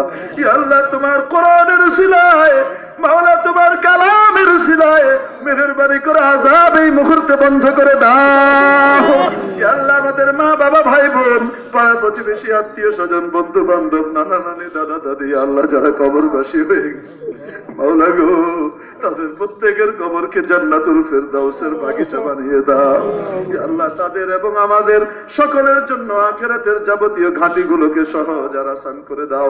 ইয়া আল্লাহ, যাদের মা বাবা জীবিত আছেন মাওলা, ইয়া আল্লাহ, তাদের নেক হায়াত দারাজ করে দাও। ইয়া আল্লাহ, মা বাবার খেদমত করে সেবা করে মাওলা গো তোমার সন্তুষ্টি আর চিরসুখময় জান্নাত অর্জনের তৌফিক দিয়ে দাও। পরওয়ারদিগারে আলম, এতদিন মা বাবার যে অবমূল্যায়ন করেছে মাওলা, সেই গুনাহকে মেহেরবানি করে মাফ করে দাও। ইয়া আল্লাহ, আমাদের সন্তান সন্ততিদেরকে কবুল করে নাও মাওলা। ইয়া আল্লাহ, একদিকে নেশার ফিতনা, আরেকদিকে অপসংস্কৃতির ছবল। ইয়া আল্লাহ, ইন্টারনেটের লাগামহীন মাওলা আক্রমণ মাবুদ গো, ডিসকালচারের অপসংস্কৃতির হামলা মাওলা। ইয়া আল্লাহ, এই চতুর্মুখী হামলা থেকে আমাদের সন্তানদেরকে বাঁচানো সম্ভব না মাওলা। ইয়া আল্লাহ, তুমি নিজ কুদরত দিয়ে আমাদের বাচ্চাদেরকে হেফাজত করে নিও। ইয়া আল্লাহ, তাদের সতীত্বের হেফাজত করে নিও মাবুদ গো, তাদের ঈমানের হেফাজত করে নিও মাওলা গো। তাদেরকে তোমার খাঁটি বান্দার বান্দে হিসেবে কবুল করে নিও রব্বুল আলামিন। দুনিয়া এবং আখিরাতের যাবতীয় পরীক্ষায় তাদের এবং আমাদের সকলকে ঈর্ষণীয় সাফল্য দিয়ে দিও। বিরহামহুমা কামা রাব্বায়ানি সগীরা, রব্বিরহামহুমা কামা রাব্বায়ানি সগীরা, রব্বিরহামহুমা কামা রাব্বায়ানি সগীরা। মাওলা গো, সাদ আছে সাধ্য নাই, তোমার কাছে তো অভাব নাই মাওলা। ইয়া আল্লাহ, তোমার ঘরের জিয়ারত বারবার করতে মনে চায়। ইয়া আল্লাহ, তোমার পাগলদের কাতারে শামিল হয়ে তওয়াফ করতে মনে চায়। ইয়া আল্লাহ, তোমার হাবিবের সামনে দাঁড়িয়ে একটু সালাত ও সালাম দিতে মনে চায়। মাওলা গো, তুমি নিজ কুদরতে আমাদেরকে বারবার তোমার ঘরের জন্য কবুল করে নিও মাওলা। ইয়া আল্লাহ, আমাদের পরিবার পরিজন বন্ধু বান্ধব সহকারে কবুল করে নিও মাওলা। নিজ কুদরত দিয়ে রহমত দিয়ে ফয়সালা করে দিও মাওলা গো। যত মাদারিসে দ্বীনিয়া আছে, মাসাজিদ এবং মারাকিজে দ্বীনিয়া আছে, সবগুলোকে নিজ কুদরতে হেফাজত করে নিও মাওলা। সকল আলেম ওলামার হেফাজত করে নিও মাওলা। দিনদার মুসলমানদের হেফাজত করে নিও মাওলা। ইয়া আল্লাহ, পুরো বিশ্বের সকলকে হেদায়েত দিয়ে দাও। ও মাওলা, মেহেরবানি করে আমাদের যাবতীয় ইবাদত গুলোকে কবুল করে নিও মাওলা গো। কারো কাছে চাওয়ার না থাকলে তোমার কাছে তো চাওয়ার জায়গা আছে মাওলা। কিভাবে চাইতে হয় তা তো জানি না মাওলা, কিভাবে বলতে হয় তাও বলতে পারি না মাওলা। ইয়া আল্লাহ, আমাদের প্রত্যেকের মনে এমন কিছু কথা আছে মাওলা, যেগুলা মুখে এনে কারো কাছে বলা যায় না মাওলা। ইয়া আল্লাহ, তুমি তো মনের খবর জানো, তুমি তো আলিমুম বিযাতিস সুদূর, অন্তর্যামী মাওলা। ইয়া আল্লাহ, আমাদের মনের সকল নেক বাসনা গুলোকে মাওলা, ইয়া আল্লাহ, মেহেরবানি করে তুমি মেহেরবানি করে পুরা করে দিও মাওলা। ইয়া আল্লাহ, ইজ্জতের সাথে পুরা করে দিও, সম্মানের সাথে পুরা করে দিও মাবুদ গো। তোমার দ্বীনের জন্য আমাদেরকে কবুল করে নিও মাওলা। ইয়া আল্লাহ, আলেম নামটা তো লাগিয়ে দিয়েছো মাওলা, যদিও যোগ্য ছিলাম না নিশ্চিত ভাবেই তুমি জানো মাওলা। ইয়া আল্লাহ, ইলমের যে দৌলত দিয়েছো, এই দৌলতের সম্মান দেওয়ার তৌফিক দিয়ে দিও মাবুদ গো। দুনিয়ার কারো কাছে যেন হাত না পাতি মাওলা। ইয়া আল্লাহ, তোমার দরবারের সাথে তোমার খাজানার সাথে সরাসরি সম্পর্ক করে দাও। ইয়া আল্লাহ, আমাদের সবাইকে তুমি কবুল করে নাও মাবুদ গো। জানি না কার কাফনের কাপড় দোকানে চলে এসেছে মাওলা।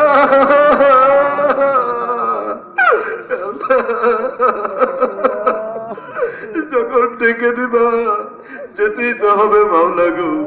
সেই মুহূর্তে শাহাদাতের মওত দিয়ে দিও মাওলা। ইয়া আল্লাহ, ইমানি মওত দিয়ে দিও।